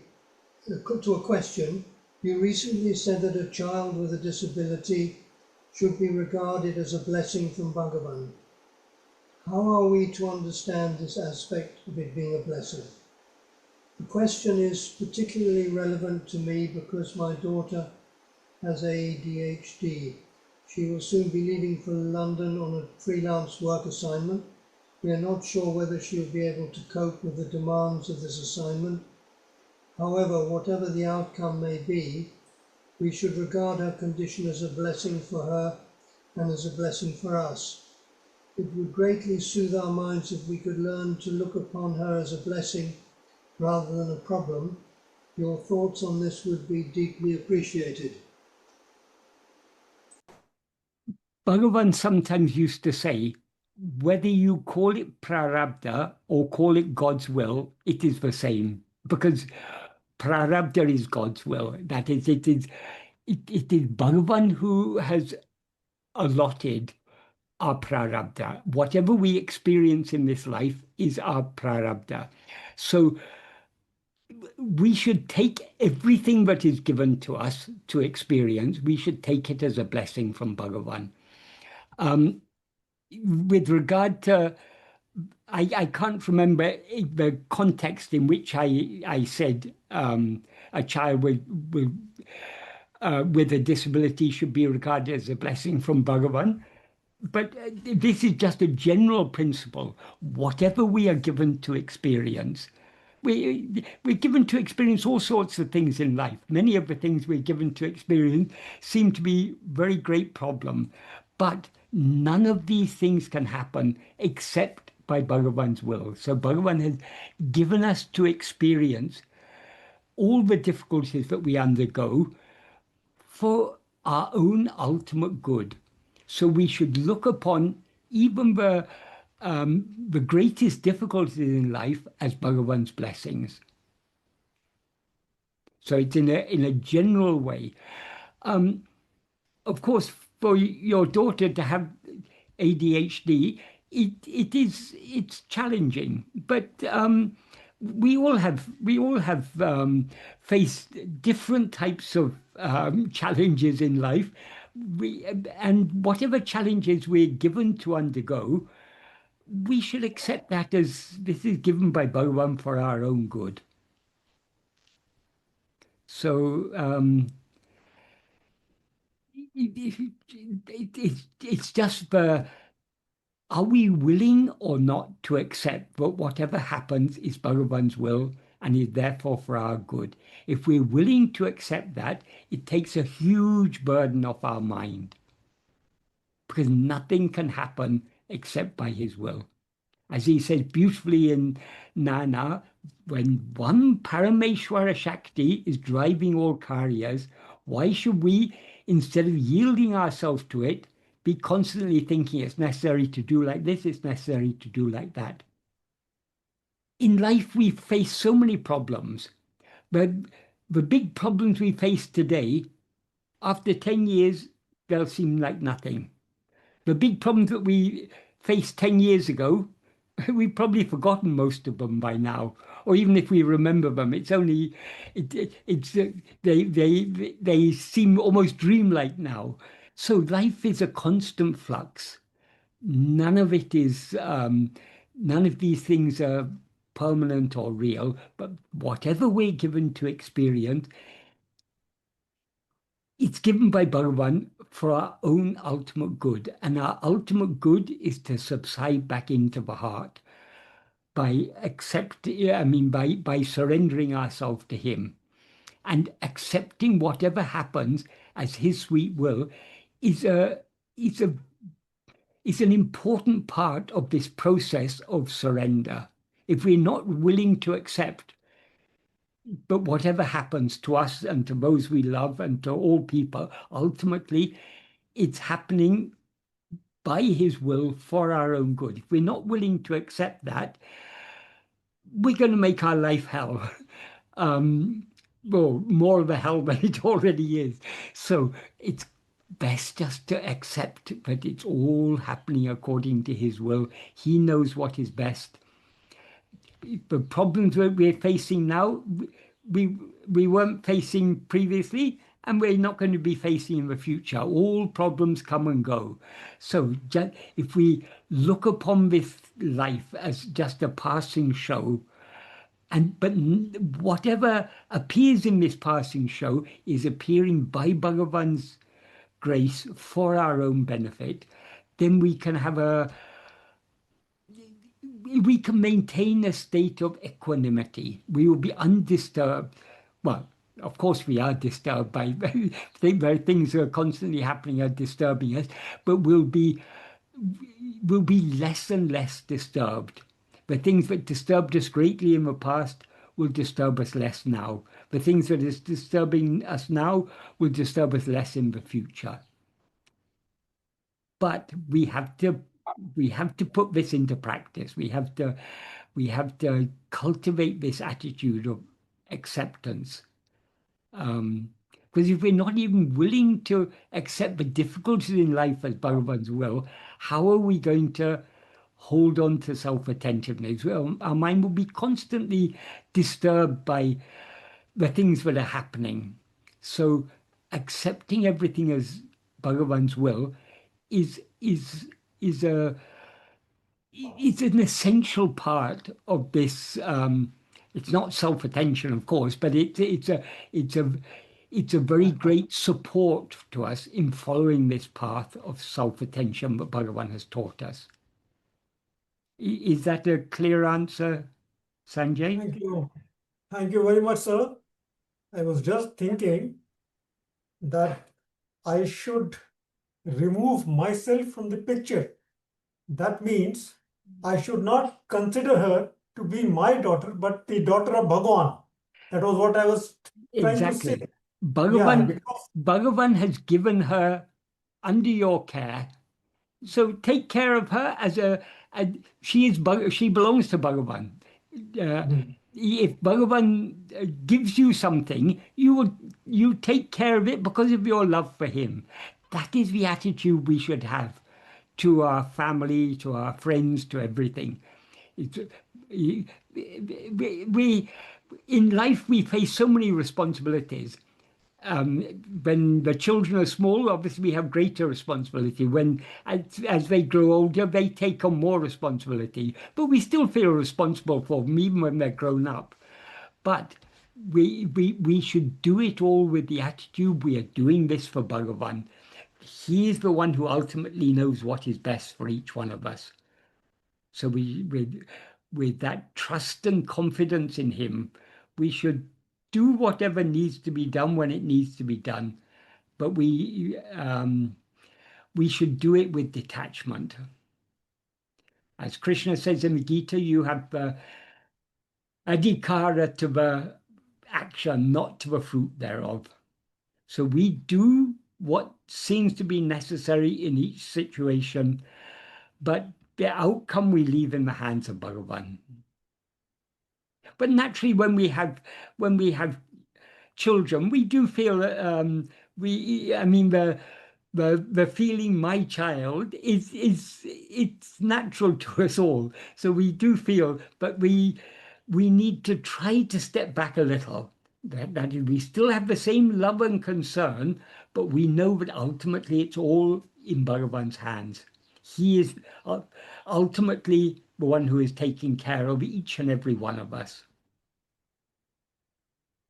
So, sir, we can say that it is Bhagwan's responsibility, but we are a sort of a trustee. Yes, we can take it in that way. We can say that. Yeah. We can take it in that way. Yes, that's a nice way of taking it. We are custodians. We are custodians. Yeah. Custodians. Even this body of ours,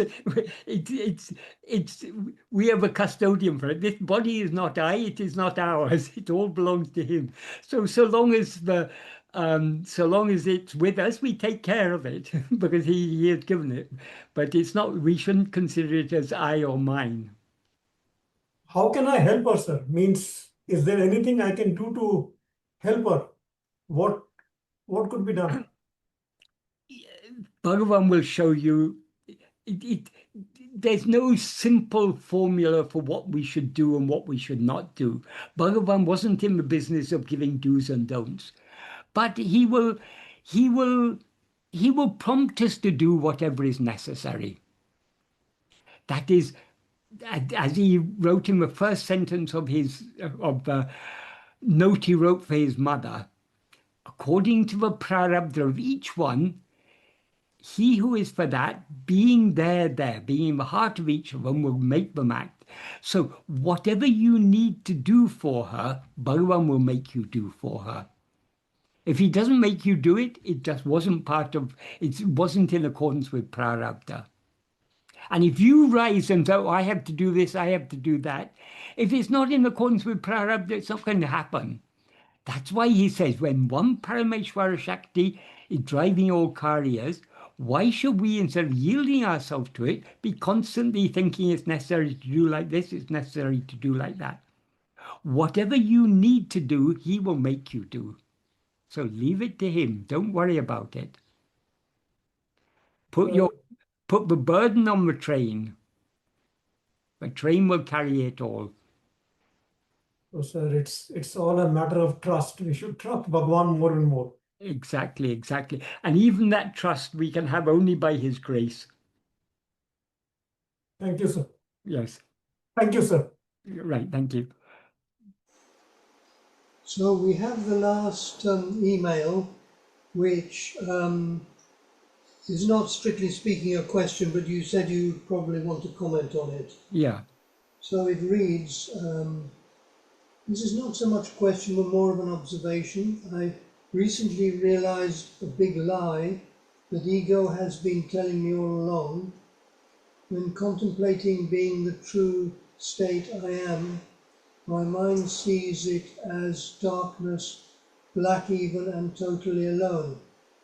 This causes fear. Mind keeps saying this, even though Bhagavan calls it shining. I pray that now I can hold on to this truth and dispel the fear. Right. Okay.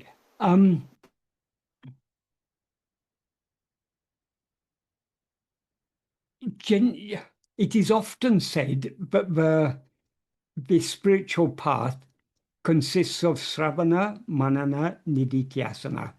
Sravana means hearing the teachings. Manana means thinking deeply about them to make sense of them. And Nididhyasana means actually putting them into practice. But these are not three watertight compartments. If we listen to Bhagavan, or if we pay close attention to what Bhagavan teaches us, that is the Sravana, that itself merges into Manana. Because when we're listening to something, we're trying to understand it. So there's no clear dividing line between Sravana and Manana. And likewise, there's no clear dividing line between Manana and Nididhyasana. If we think deeply about it, that itself turns our attention back towards ourselves. So a very important part of this process is the Manana. Yes, Bhagavan calls it shining. What does he mean by that? That's what we need to think about. That is, there's so many ways we can think about it, but we each have to do this for ourselves. We each have to make sense of it for ourselves. But one way to think about it is, well, one analogy that is often given. Supposing you're in a room and the lights are on, you can see so many objects in the room.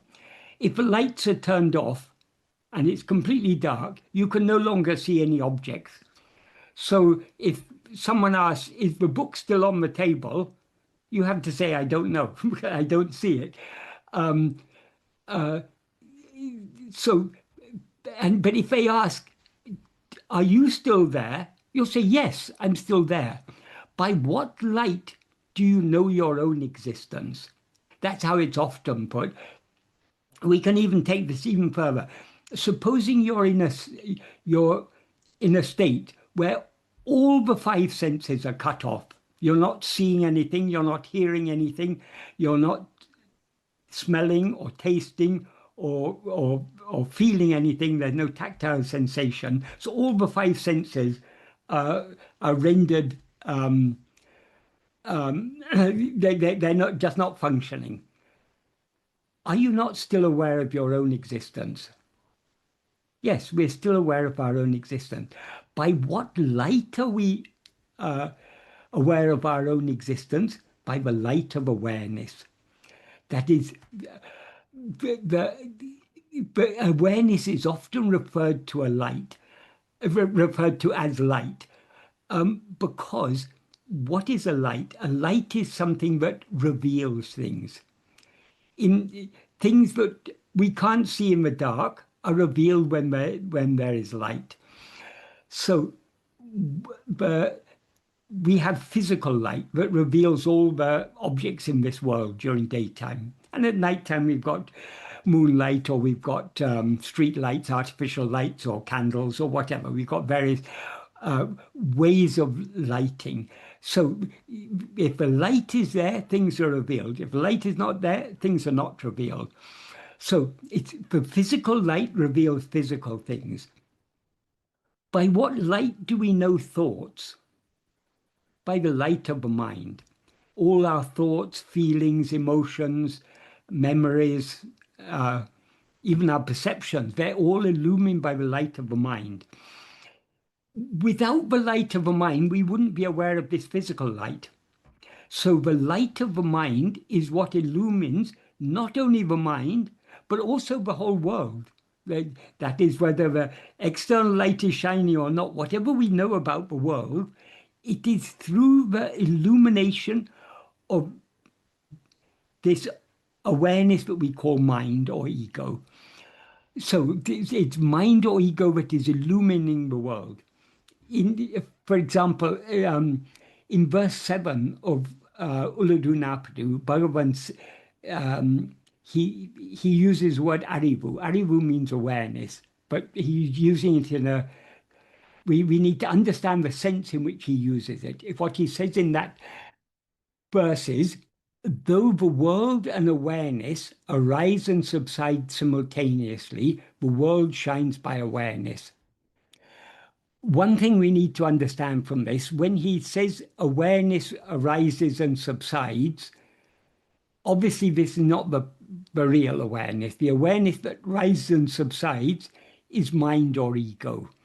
So what he implies here is, though the world and ego arise and subside simultaneously, the world shines by ego. Or you can say ego or mind in this context means the same. That is, what illumines the world, what makes the world known is only ego.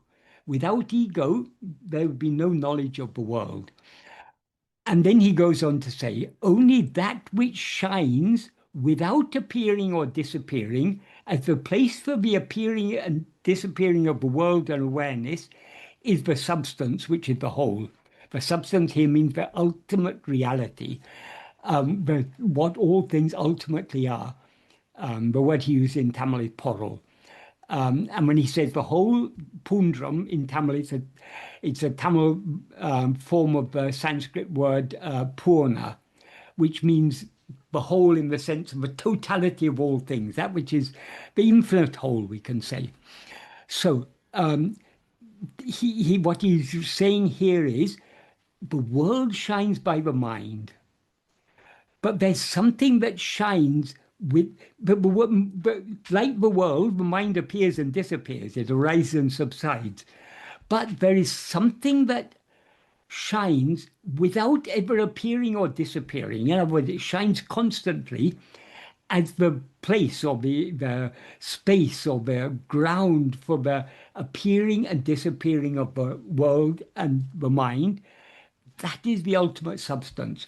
So if we think about what this means, yeah, we can understand that the world is known only by the mind or by ego.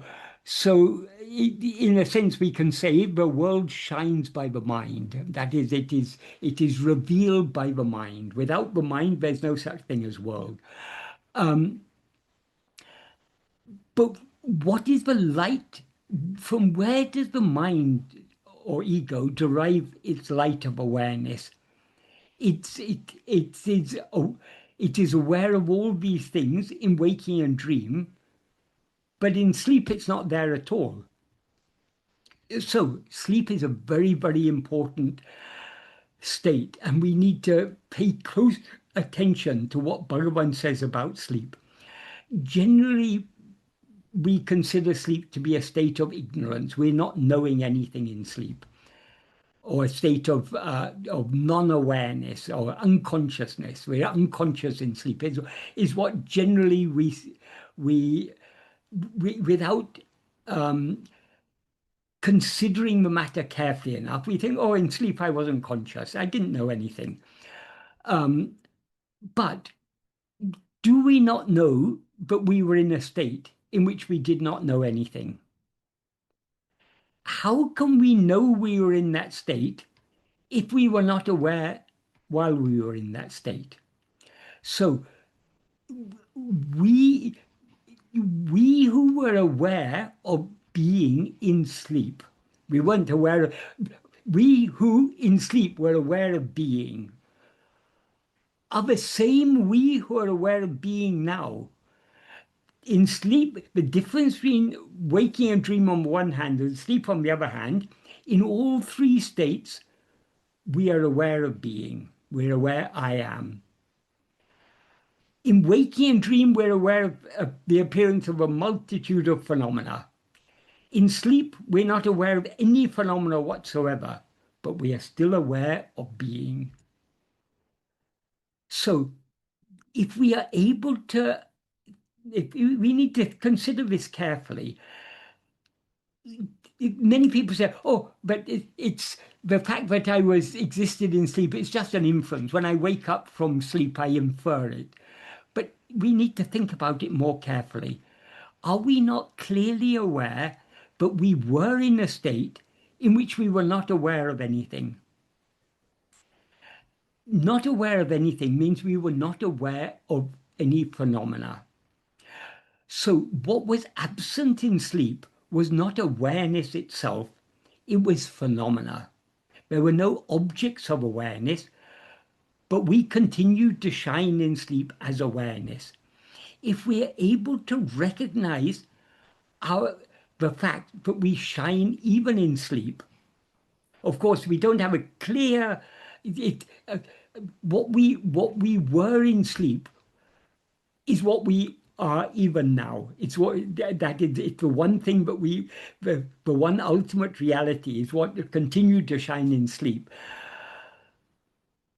But now we are not aware of ourselves as that ultimate reality because we are covered by a veil of ignorance, so to speak. We mistake ourselves to be this person, this body, this mind, this bundle of five sheaves.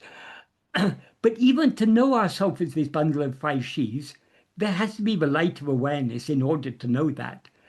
So even the darkness of ignorance is illumined by the light of awareness.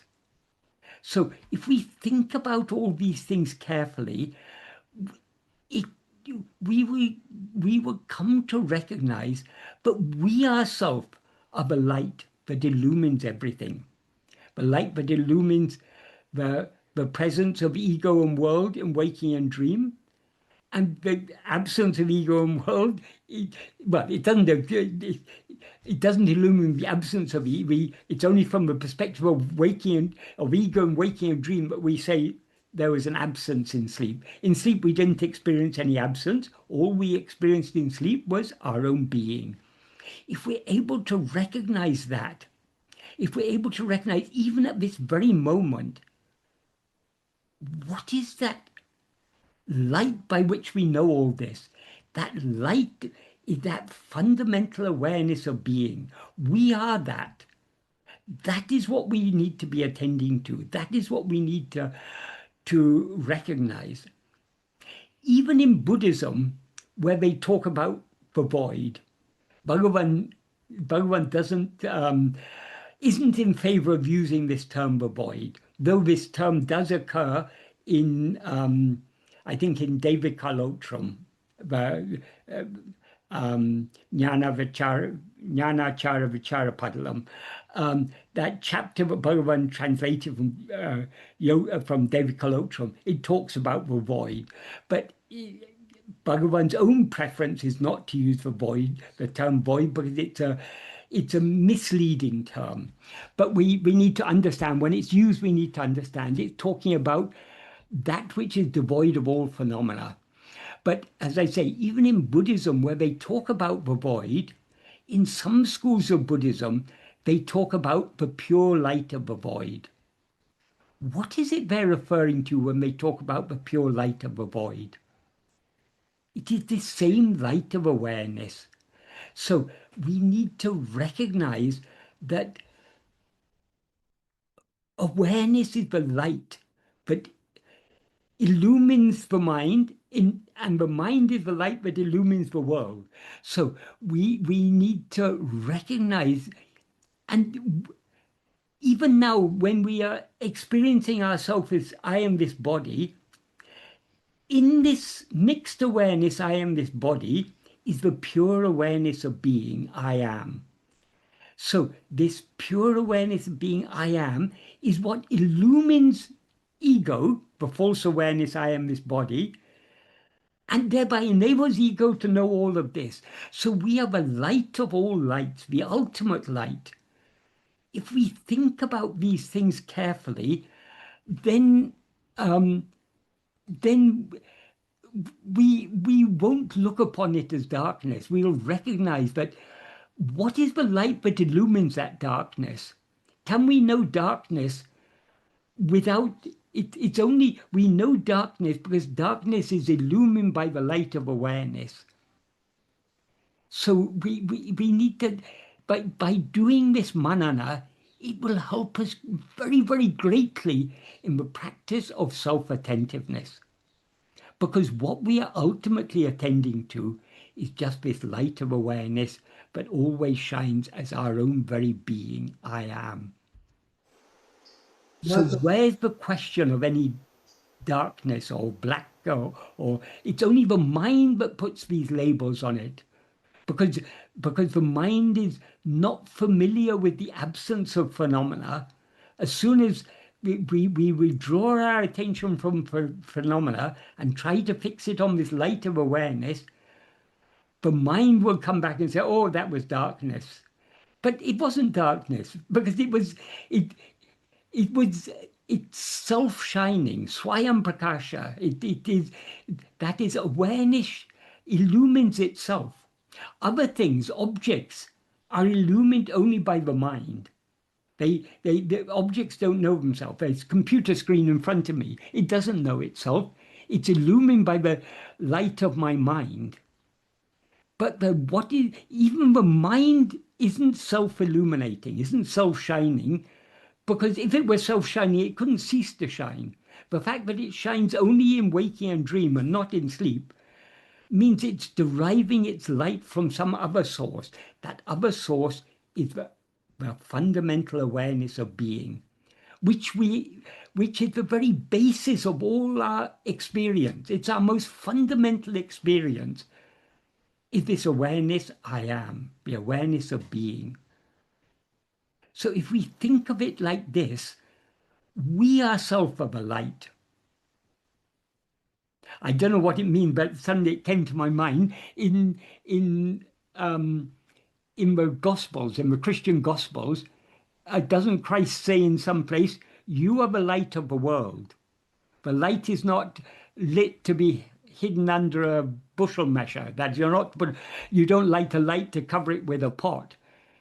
I don't know what he meant by that, but we can interpret that in the light of Bhagavan's teachings. The bushel measure, the pot that we put over the lamp, is all these 5 sheaves that we identify as I. But we are the light, the original light that illumines the mind, that illumines the world. So by thinking about these things, this is what manana really is. It's thinking deeply about these things to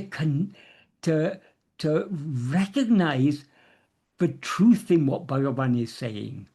So Bhagavan doesn't say, but awareness is shining. He doesn't just. It's not just it's not, oh, Bhagavan knows it's shining, but I don't know it's shining. No, we all know it's shining.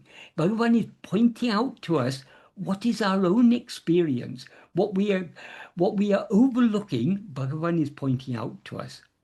So thinking deeply about these things is the foundation on which the practice is to be is to take place. So without a strong foundation of Sravana and Manana, our practice will be shaky. We'll be like building a house on sand. It's going to collapse. So we need that strong basis of Sravana means paying close attention to what Bhagavan actually said. Manana means making sense of it, relating it to our own experience. Well, Michael, I just wanted to make you aware that we have 9 questions. Okay, sorry. Oh, But this is such an important topic.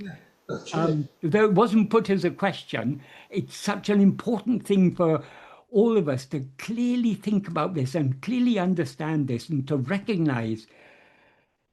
When Bhagavan, earlier I referred to what Bhagavan said about Swarupa Smarana, self-remembrance.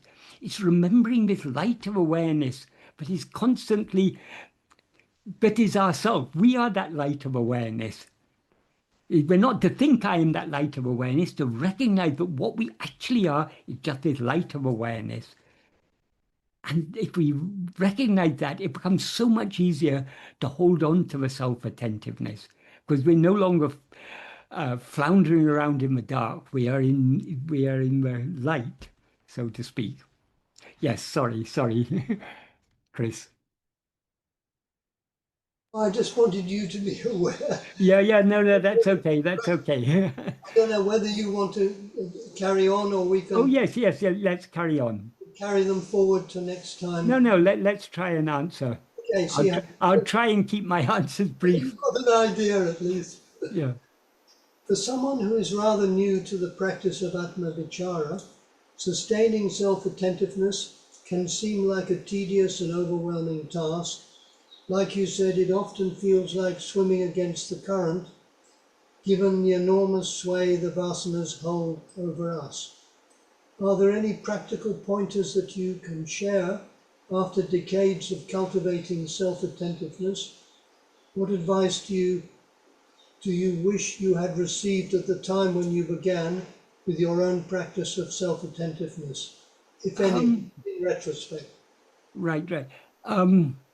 Well, I was fortunate, but very soon after I came across Bhagavan's teachings, I met Sadhu Om, and he clarified these things for me. So I was very fortunate in that respect. I didn't have much time struggling to try and understand these things. The most important thing is to persevere in the practice, however difficult it seems to be, however many times we seem to fail in our effort to hold on to self-attentiveness. We need to persevere. That's the most important thing. The other important thing is what I've just been talking about. We need to pay close attention to what Bhagavan has taught us. We need to think about it clearly and to recognize the truth of what Bhagavan is saying. If we recognize that the deeper our understanding, the more stable our practice will be, because the practice is resting on stronger foundations. And it's not a clear dividing line, as I say, between the Sravana. When we read Bhagavan's teachings, we need to read it very attentively and think about it to make sense of it. So the Sravana and Manana are merging. And when we do the Manana, when we think about it, we need to relate it to our own experience. And thereby it becomes it merges into an Nididhyasana. So it's a seamless, though we talk of 3 things, Sravana, Manana, and Nididhyasana, it's a seamless process. So the more we keep our mind dwelling upon Bhagavan's teachings, that'll give us the clarity of understanding, and it will also give us the enthusiasm. I think there was a word, it seems tedious, I think the questioner said.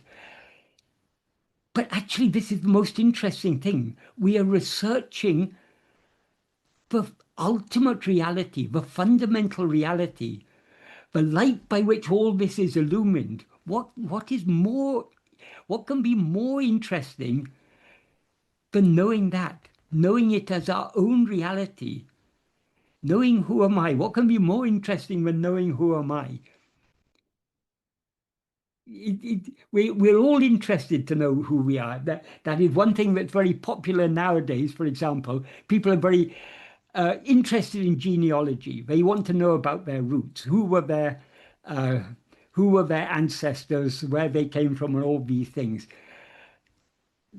But their research is based on their identification with themselves as a body. But if we come to understand that this body is not what we actually are, all this genealogy becomes, then if I'm not this body, then what am I? We should be so interested in knowing what we are. This is the scientists, for example, they do all types of research on all manner of things, on quantum phenomena, on the faraway planets and galaxies, on minute little things, all types of things. But what research can be more interesting than the research on ourselves, on knowing what we ourselves actually are? And by what do we know all the science that we learn, everything that we learn, whether science or history or geography or philosophy or politics or whatever, all these things we've spent our life learning about, what is that by which all these things are known? That is the awareness. So what is this awareness? What research can be more interesting than this? So if it sometimes seems tedious, we should go back to Bhagavan's words. Think about and pay close attention to what he said. Think about it, and that will rekindle our interest and our enthusiasm. So the very fact, if we feel it's tedious, it's because our mind is so enthusiastic in going outwards to gain more and more information about more and more unnecessary things. The only thing that really needs to be known is who am I? What Bhagavan says, what is the use of knowing all else without knowing oneself? And if one knows oneself, what else is there to be known? He says in Atma-vichara. So we take so much interest in other things. Shouldn't we be taking interest in knowing ourselves, the awareness by which all these other things are known? So we need to overcome our the feeling that this is tedious by rekindling our enthusiasm, which we can do by returning to Bhagavan's teaching, Bhagavan's words, and thinking about them carefully and trying to put them into practice again and again. I hope that was a helpful answer and not too long this time. Okay, the next question.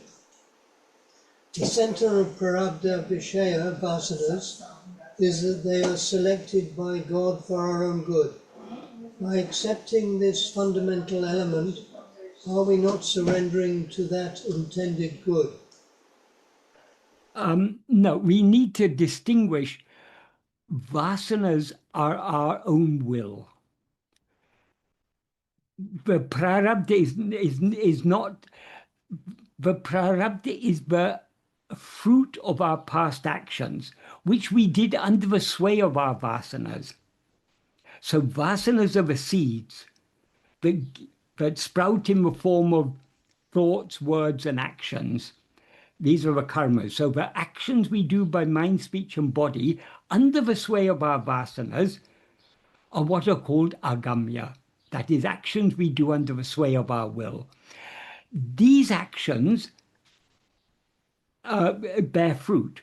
The fruit is stored in what is called sanchita, which is literally means a heap or a pile. It's a vast store of the fruits of past actions that we haven't yet experienced. Prarabdha is those fruit that have been selected for us to experience in this lifetime. So prarabdha are what the fruit of actions are what we experience as a consequence of our action. Which fruit we experience in this lifetime is what is determined by prarabdha. So it's not the vasanas that are determined by prarabdha, but vasanas are part of our will. So we are the ones who, whatever vasanas we have are what we have, the vasanas we've cultivated in the past. And we who have cultivated those vasanas can uncultivate them. How we uncultivate them is by not allowing ourselves to be swayed by them. So we need to clearly understand the distinction between vasanas, which are our will, and the prarabdha, which is what we are given to experience. So prarabdha determines everything that we are to experience. Our will determines what we want to experience and what we try to experience. But what is allotted in prarabdha, that alone we can experience, and we cannot avoid experiencing it. As Bhagavan said, what is never to happen will not happen in spite of any amount of effort. What is to happen will not stop in spite of any amount of obstruction. This is certain. He wrote in the note he wrote for his mother. So there he clearly, when he says what is never to happen will not happen in spite of any amount of effort, he clearly indicates what is not destined to happen is not going to happen.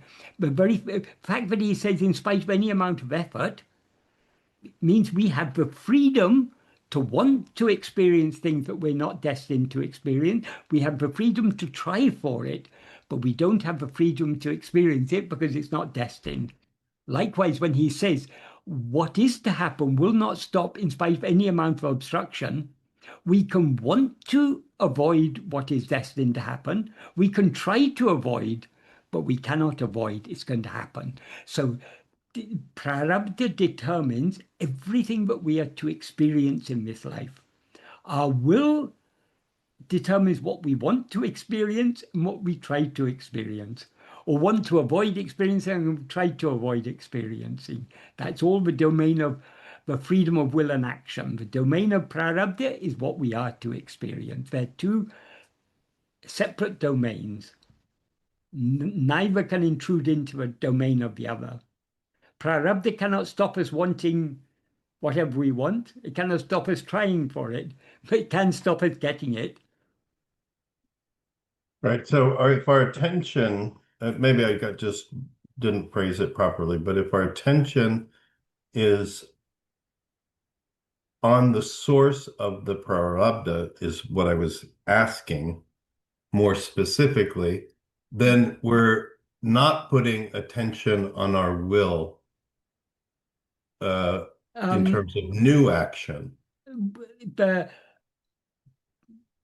root of both, in verse 19 of Ulladu, Bhagavan says, the dispute about which prevails, will or fate, is only for those who do not know the root of will and fate.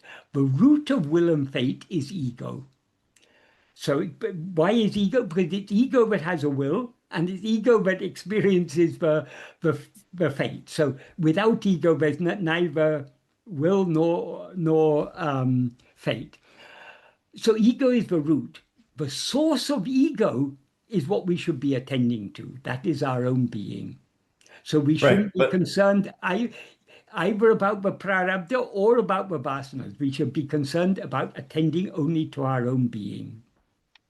Right. So what I was asking is if the core of prarabdha is the good that is intended by God for our own development, isn't that in itself a reflection of that vichara, Atma-vichara? Because we're putting our attention towards that which chooses, which is God. Do you see what I'm saying? Yeah, but that is prarabdha is what we are given to experience. So prarabdha is all phenomena. So the phenomena that we are given to experience, that is prarabdha. Mhm. Our aim is to not attend to that, but to attend to ourselves. The one to whom the prarabdha appears. So we're investigating the experiencer of the prarabdha. Okay. Okay, thanks. Right. Actually, just to follow up on this, so prarabdha is for the body and the mind, and the enlightenment or No, the no, liberation process it's not. is It's inside. not. The body doesn't experience anything. Yeah, The experiencer of prarabdha is ego. It was ego that did the Divyagamya in past lives, and it's ego that is experiencing the fruit of those past actions. As Bhagavan says in verse 38 of Ulladu, if we are the doer of actions, we will experience the resulting fruit. When one knows oneself by investigating who is the doer of action, the doership will depart and all the three karmas will come to an end. When he said doership will depart, he implied the doership and the experiencership. Doership and experiencership are the nature of ego.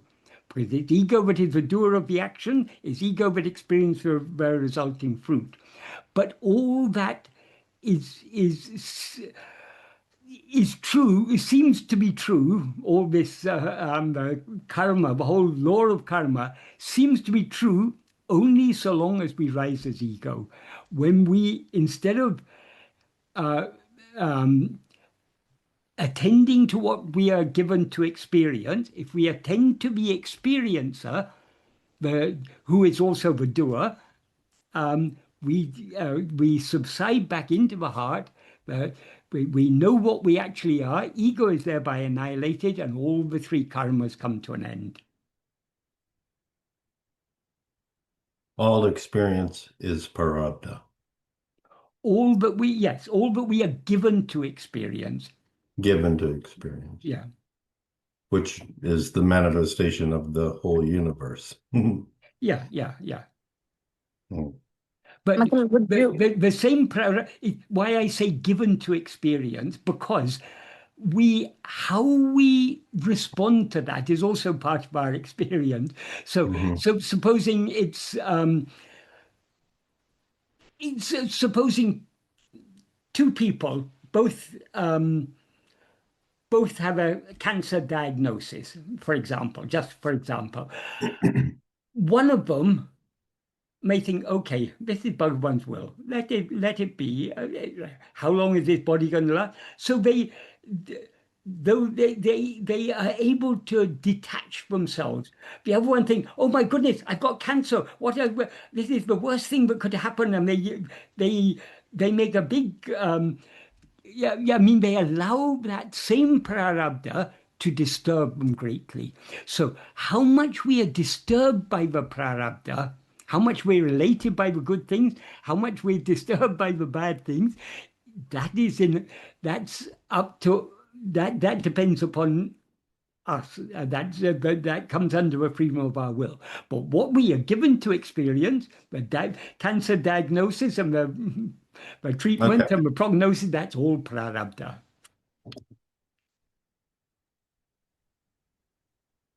Raghu, Right. So did I finish these are broad strokes you're talking about in terms of how to react to a given prarabdha. Yeah. So, but prarabdha is what we are given to experience. Got It's it. up to us what we make of that.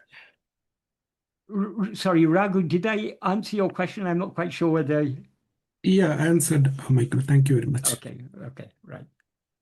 Michael, 1 second, sorry. You mentioned just now one-liner where I just missed it on dissolving the 3 karmas. Can you just repeat 1 second? That's in verse 38 of Uludunaptu.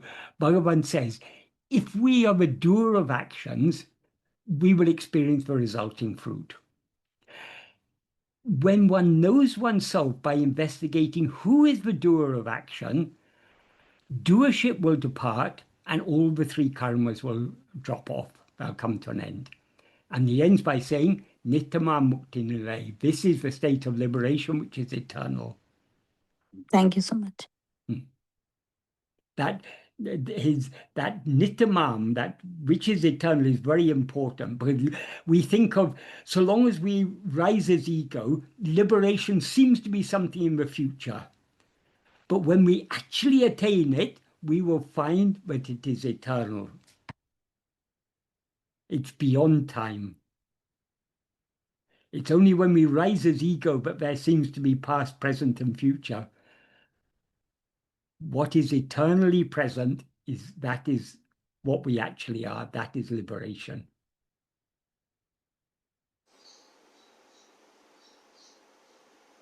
So the next question. Yes. Could you please ask Michael, is it okay to love Bhagavan and Jesus? Yes, why not? That is, if we understand that God is one, then that one God can appear in many different forms. So the same God who appeared as Rama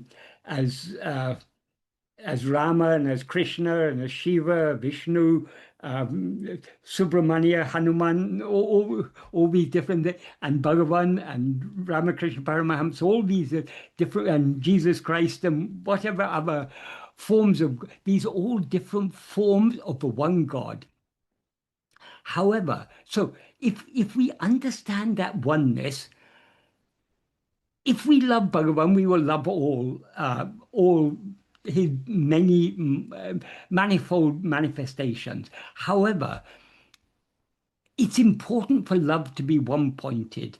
So long as we're talking about names and forms, though all these different names and forms of God are names and forms of the same one God, for the practice of bhakti, it's good to have what is called an Ishtadeva. An Ishtadeva is a favorite or a favorite form of God. So for many of us, Bhagavan is not only our guru, he's also our Ishtadeva. He's a form of God that we relate to most freely. So if we take Bhagavan as our Ishtadeva, then we can say it is Bhagavan who appeared. I mean, Murugan literally has said this in Ramana Maharshi, when he was writing this Tiruvundiya, he wrote about the leelas of so many gods.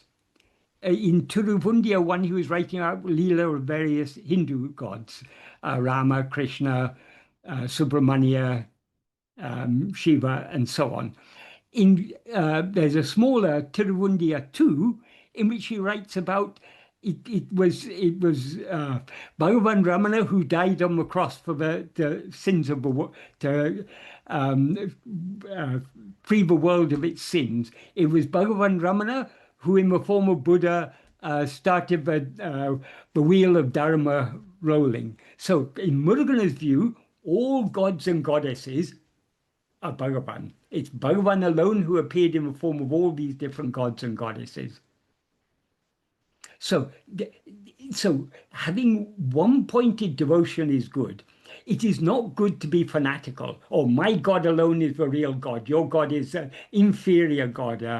Mine's the best God of all. We should recognize, for us, just an example, an analogy that is often given is a chaste wife.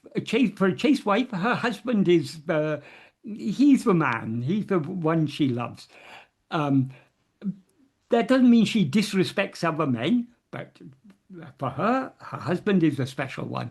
So it's good in the path of bhakti to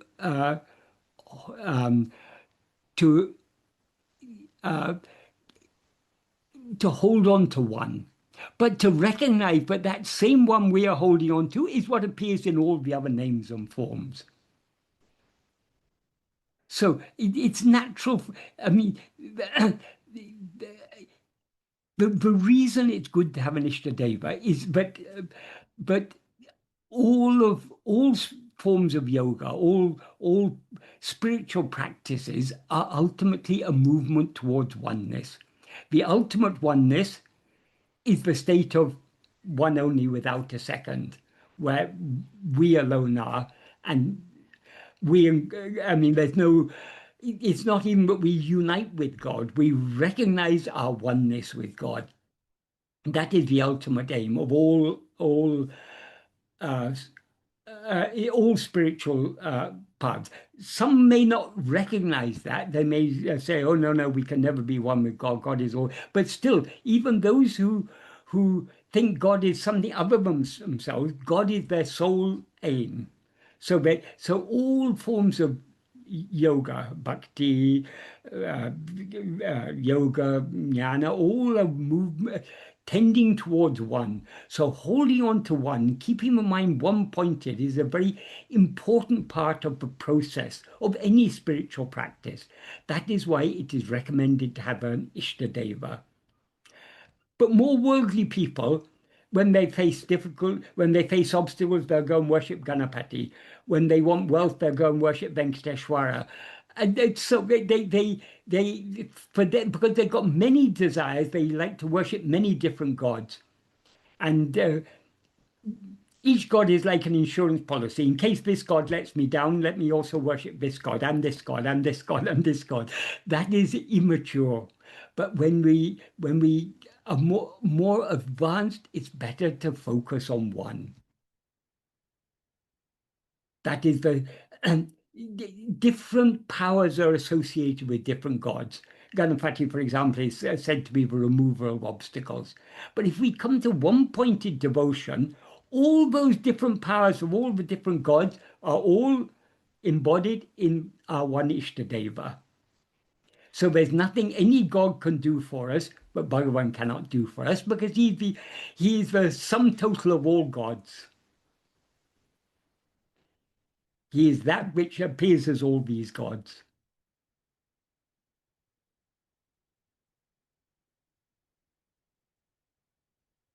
But just because we love Bhagavan doesn't mean I mean, naturally, for example, if we read about Krishna, no one can help loving Krishna. I mean, Krishna is so adorable in so many ways. So we can have love for other names and forms, but our love is focused on one.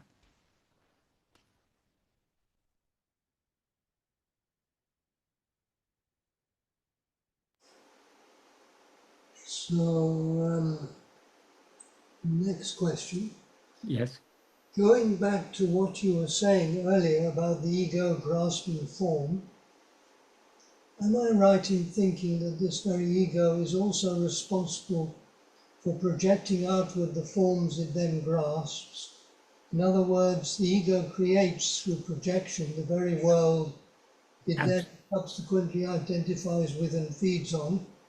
It's strangely cyclical in the sense that the ego itself is responsible for its own painful incarceration by originating and then getting tangled in its own forms, like a not very good spider.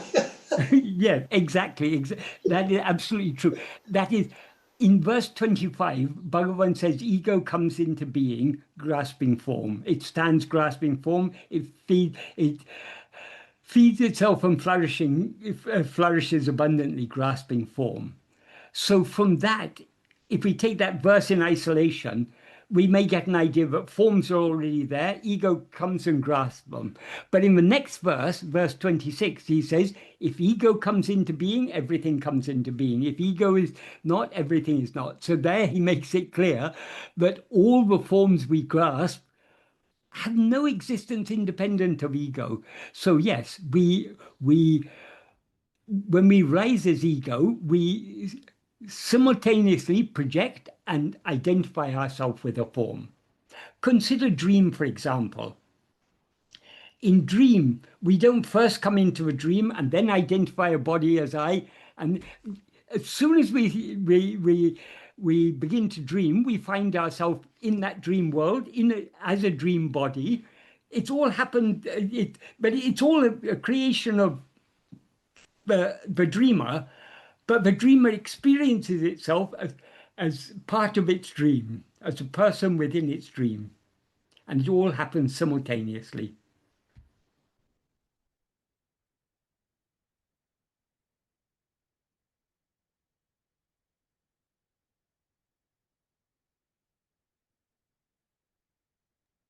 And as you say, yes, it is like a spider.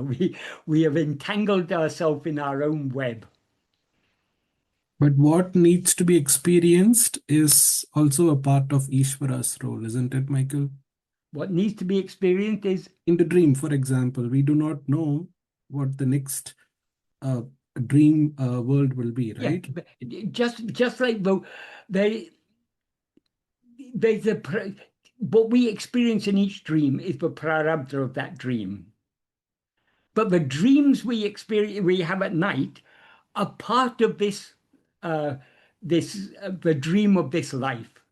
So those are little, the prarabdha of each dream is a part of the prarabdha of this whole dream of what we call our present life. Which is why when we dream, we don't dream ourselves. We don't go to sleep as Ragu and start dreaming that we are Sita, for example. No, we dream ourselves as the same person we seem to be in the waking state. Because the same basic web design. Yeah. It's all. Mm.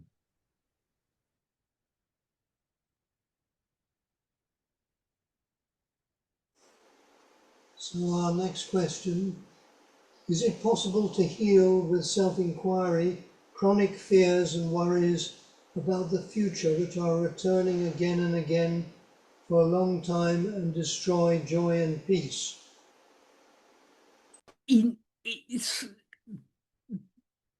By self-inquiry, we cure the root disease, the disease of ego itself, the experiencer of all the fears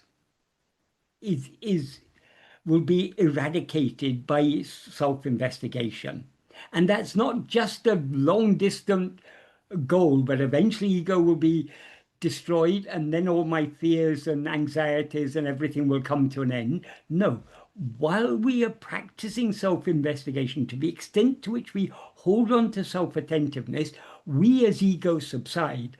And to the extent to which we subside, our fears and anxieties will subside along with us.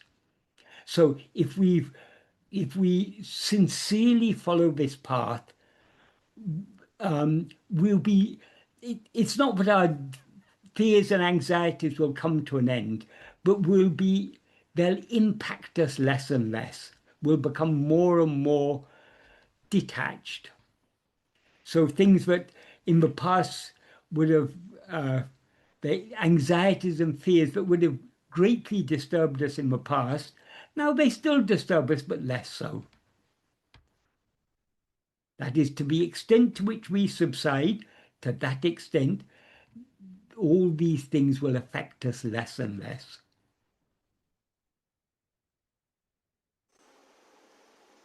We have now a question from Chanda Matru Bhutan. He says, can I ask a follow-up question to Ilana's question? So Chanda, you to ask that question? Yeah, can you hear me? Yes. Yes.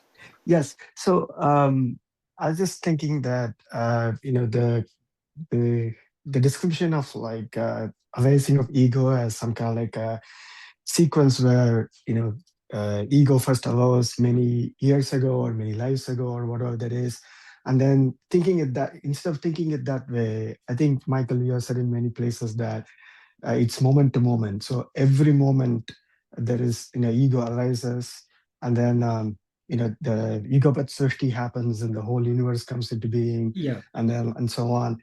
Do you feel like? I mean, I find that very useful.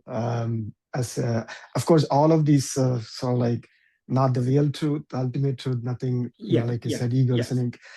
I just wanted you to comment on that and see if that Yeah. way of explaining. Yeah. Yes, so long as we rise as ego, there seems to be a past. If we just take our present life in isolation, we may be rising as ego and experiencing moment to moment to moment, but having risen, we also have a memory of where we lived 10 years ago, which school we went to as a child, who our parents were, who our grandparents were. All the past is a part of the package of the present. Likewise, all the things that we've forgotten from all the previous lives, they're also part of this package. We don't have the memories, but what we're experiencing now is the consequence of what we had done in the past. So there is an appearance of the past, but that appearance of the past in this life and the appearance and the past lives, they all appear in the present moment.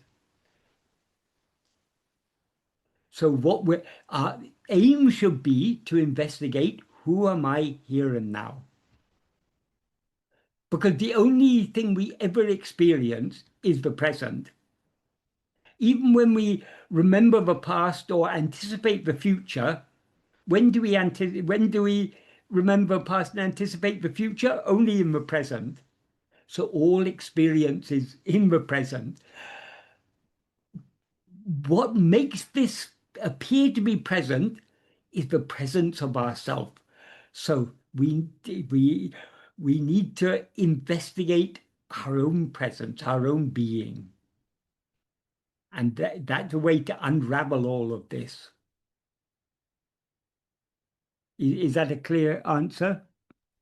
Yes, Michael. And then one quick follow-up Yes. to the previous question about life, and like this life is like the waking life, and then that's also a dream. But within that, there are many dreams and so on.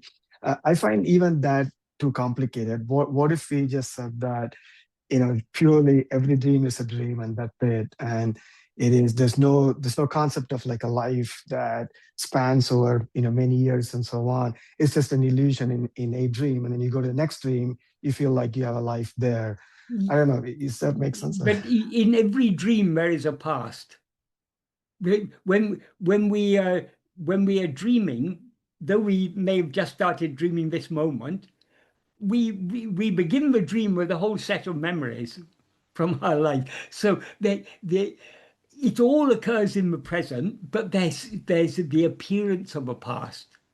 But if we want to keep things very, very simple, rather than looking outwards and concerning ourselves with all these things, whatever may be experienced, it's all the experiencer of all experiences is one.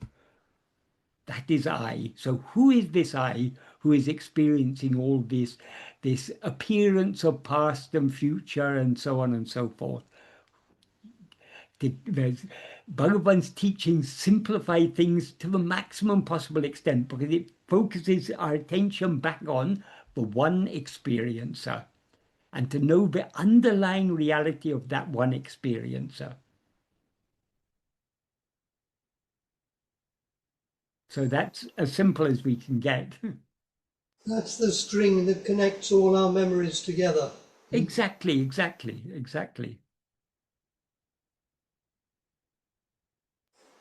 Thank you. Right. So the next one is not actually a question, but I think it's good to read because it really connects with what you were saying earlier to Sanjay.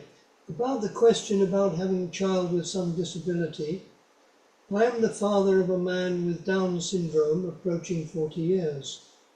Looking back, I can definitely say that becoming his father is one of the most important things in my life. There have been difficulties, of course, but the main feature is about love. The lessons I have been given are about humility, acceptance, and seeing behind surface appearances. I can honestly say that being his father is one of the greatest blessings in my life, thanks to Bhagavan. Yeah, yes, absolutely. I think this is an experience many people with, particularly Down syndrome, people with Down syndrome, because as you say, there are many problems, but also they're very generally Down syndrome. People with Down syndrome are very, very affectionate, very loving. So, all things in life, they're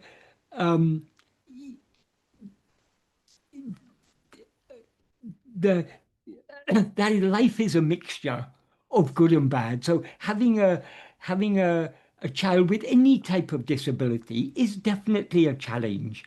But if we treat that child with love, we that everything we're given by Bhagavan is an opportunity for our own growth. So having a child with a disability, it's it's it's making us experience what real love is. Love is ultimate. True love is not conditional.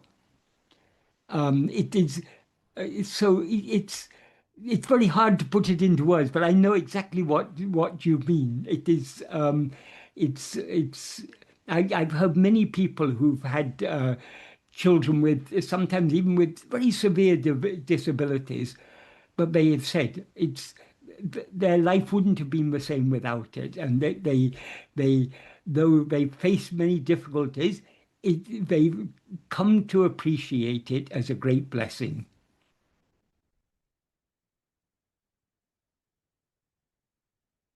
It was in answer to one such question, I think probably that I said that having a child with disabilities is actually a great blessing from Bhagavan.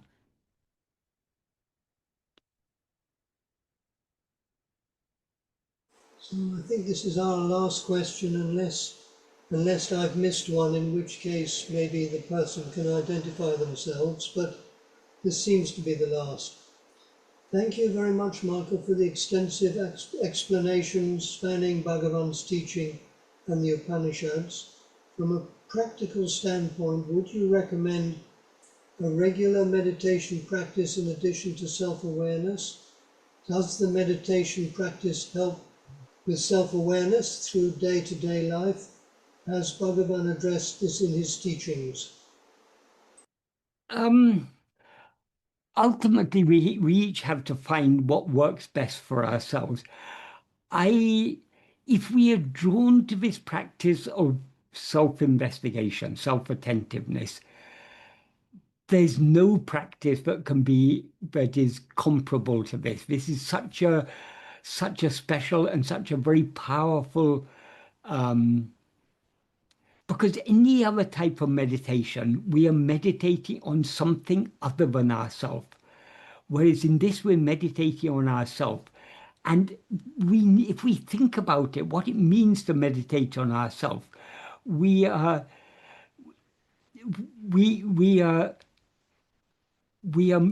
meditating on the meditator. We are meditating on the experiencer of all experiences, the knower of all knowledge, the seer of all sights, the hearer of all sounds. We are meditating on, and this self-attentiveness, we can explain it in terms of meditating upon, as I say, the knower, the experience, or whatever. But ultimately, what we're meditating upon is the fundamental awareness of being, which is the very ground for all, for the appearance of the experiencer and all its experiences. So this is going right back to the very source. This is the direct, that's why Bhagavan called this the direct path, because it's what takes us directly back to our own reality, which is the reality of everything.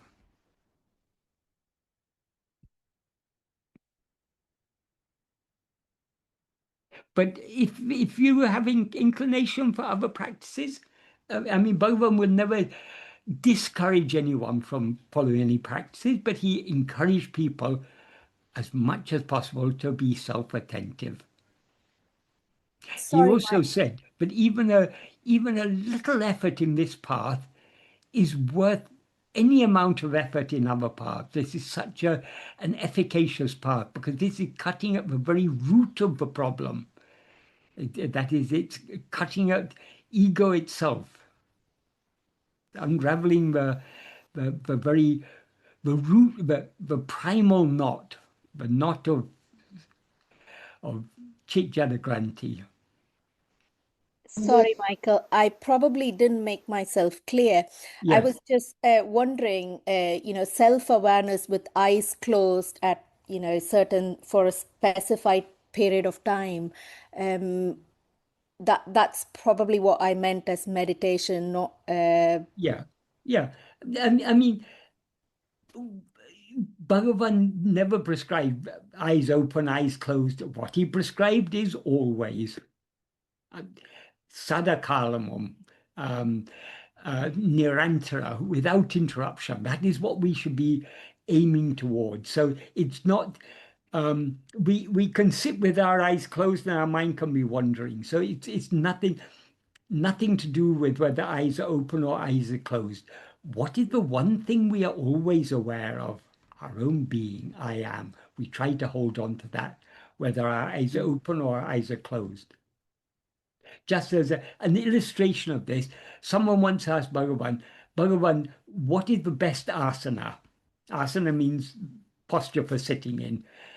Bhagavan replied, Nidithyasana. Nidithyasana is not a bodily asana. It is fixing the mind. That is, Nidithyasana literally means deep contemplation, deep meditation. And in the context of Bhagavan's teaching, that means deep meditation on our own being, Swarupa Dhyana. I mean, the mind itself, So Michael. what is important is not the posture of the body, but the posture of the mind. The mind should be seated in the heart. In other words, the mind should be fixed on Atman, on ourselves. Thank you, Michael. That answers my question. Right. But Michael, the mind actually, its state fluctuates. It can be rajasic, it can be sattvic. In rajasic state, maybe japa can be helpful. Yeah. I mean, to state of mind. yeah, exactly. I mean, what will be helpful at one moment, moment to moment, our ultimate aim is to keep our attention on ourselves as much as possible. If japa helps us, by all means, japa is good. But we need not even take japa to be an alternative practice, because as Bhagavan said, while doing japa, we should be attending to the source from which the japa arises, that is ourself. So we can use japa as an aid to fixing our attention on ourselves. But we each have to find what works best for us. But if we really want to follow Bhagavan's teachings, our aim is to keep our attention on ourselves as much as possible, whatever else the mind, speech, or body may be doing. Because the one thing we're always aware of is I am. Generally, we overlook it because of our interest in other things. We just need to cultivate more and more interest in just attending to our mere being.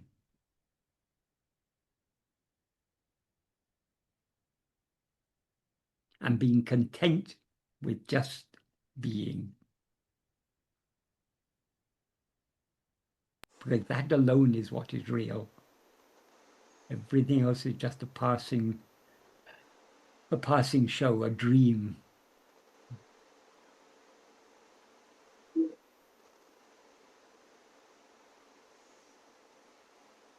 Sadashiva, you want to ask something? Yes, Michael. There's no doubt that it's a blessing to be connected with Bhagavan and his teaching and his association with Mahatmas. But my body, my physical body has a very serious disease, and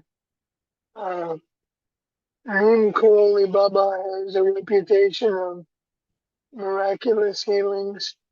So at times I pray to him for such a healing, but the mind says this may be counterproductive to my association with Bhagavan, and I wrestle with that. So I wanted to ask you your opinion. Well, it's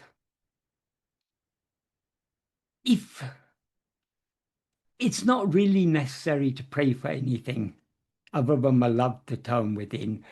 But if we feel inclined to pray, then who else do we pray to but Bhagavan? So we turn our attention to Bhagavan. I don't know about other people's experience. I find it very difficult to pray because I feel, who am I to tell Bhagavan what I need? He knows what I need better than anyone. So if at all I feel inclined to pray just to give me more, I to pray for more and more love to surrender myself to him. But if you feel inclined to pray for,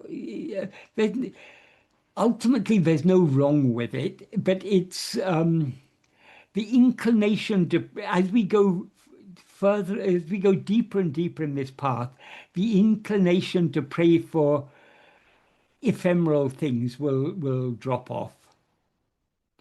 As Bhagavan said, the body itself is a disease. If a disease comes to the disease, that's good for us. It may be difficult for us to accept that, but that is the truth. So the best, it's best just to accept whatever happens. It's all his will. He knows what is best, and to pray for him, to him, just for more and more love to hold on to self-attentiveness and subside back into the heart. I know that from studying Eastern philosophy for several years and traveling to India, that some of the Siddha yogis have various powers that can heal people and help people, but Bhagavan was kind of adverse to these. Well, there are many devotees of Bhagavan who say Bhagavan has intervened, and their experience, I mean, even in Bhagavan's lifetime, people used to come to Bhagavan and said, "Oh, Bhagavan, I was in such and such a terrible situation, and I prayed to you, and you removed my difficulty." Or some even said, "Oh, Bhagavan, you appeared to me, and you removed the difficulty."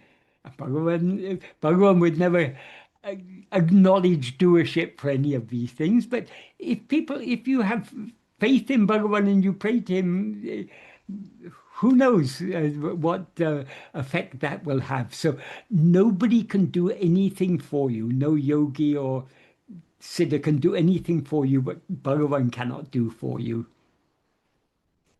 If a yogi seems to alleviate your pain or to cure your illness or something, they cannot do that without Bhagavan's consent, because it's all a part of prarabdha which he has allotted.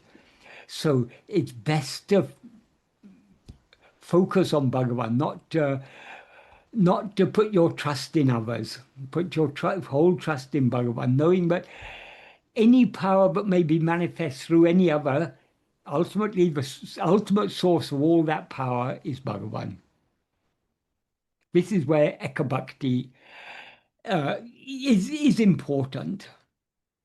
But if we are if we shouldn't feel guilty if we are not. Some people say, I want to pray, but I feel very guilty if I pray. If you want to pray, pray, by all means pray. But it's not something we should feel guilty about. But as I say, as we go deeper and deeper in following the path Bhagavan has shown, the inclination to pray for anything, even to ask Bhagavan for anything, will drop off. Okay, thank you. Yeah, but don't feel, if you feel inclined to pray, don't feel bad about it. That is, we are Bhagavan's children. If a child is in distress, to whom do they turn? They turn to their parents. So Bhagavan is our mother and father. So when we're in distress, to whom else can we turn? We turn to him. That is not wrong. We can't say that's wrong. Well, for example, as I've traveled along and I've started to realize how ingrained ego is, making a sincere prayer to Bhagavan about alleviating that or quit giving energy to that. So that's a prayer, from my opinion, that's a prayer to Bhagavan to help me realize what is real and stop giving power to the ignorance, I guess, is what you would say. Yes, But yes. anyway, okay. That is, the root disease is ego itself. So if Bhagavan cures that, I mean, we've come to Bhagavan for the curing of this root disease. If ego is removed, who is there to experience any bodily illness? There's no one. So we need to go back to the very root. The root problem is our rising as ego. And that is what we've come to Bhagavan to solve that problem. Om Namo Bhagavate Sri Arunachala Ramanaya. Om Namo Bhagavate Sri Arunachala Ramanaya. Om Namo Bhagavate Sri Arunachala Ramanaya.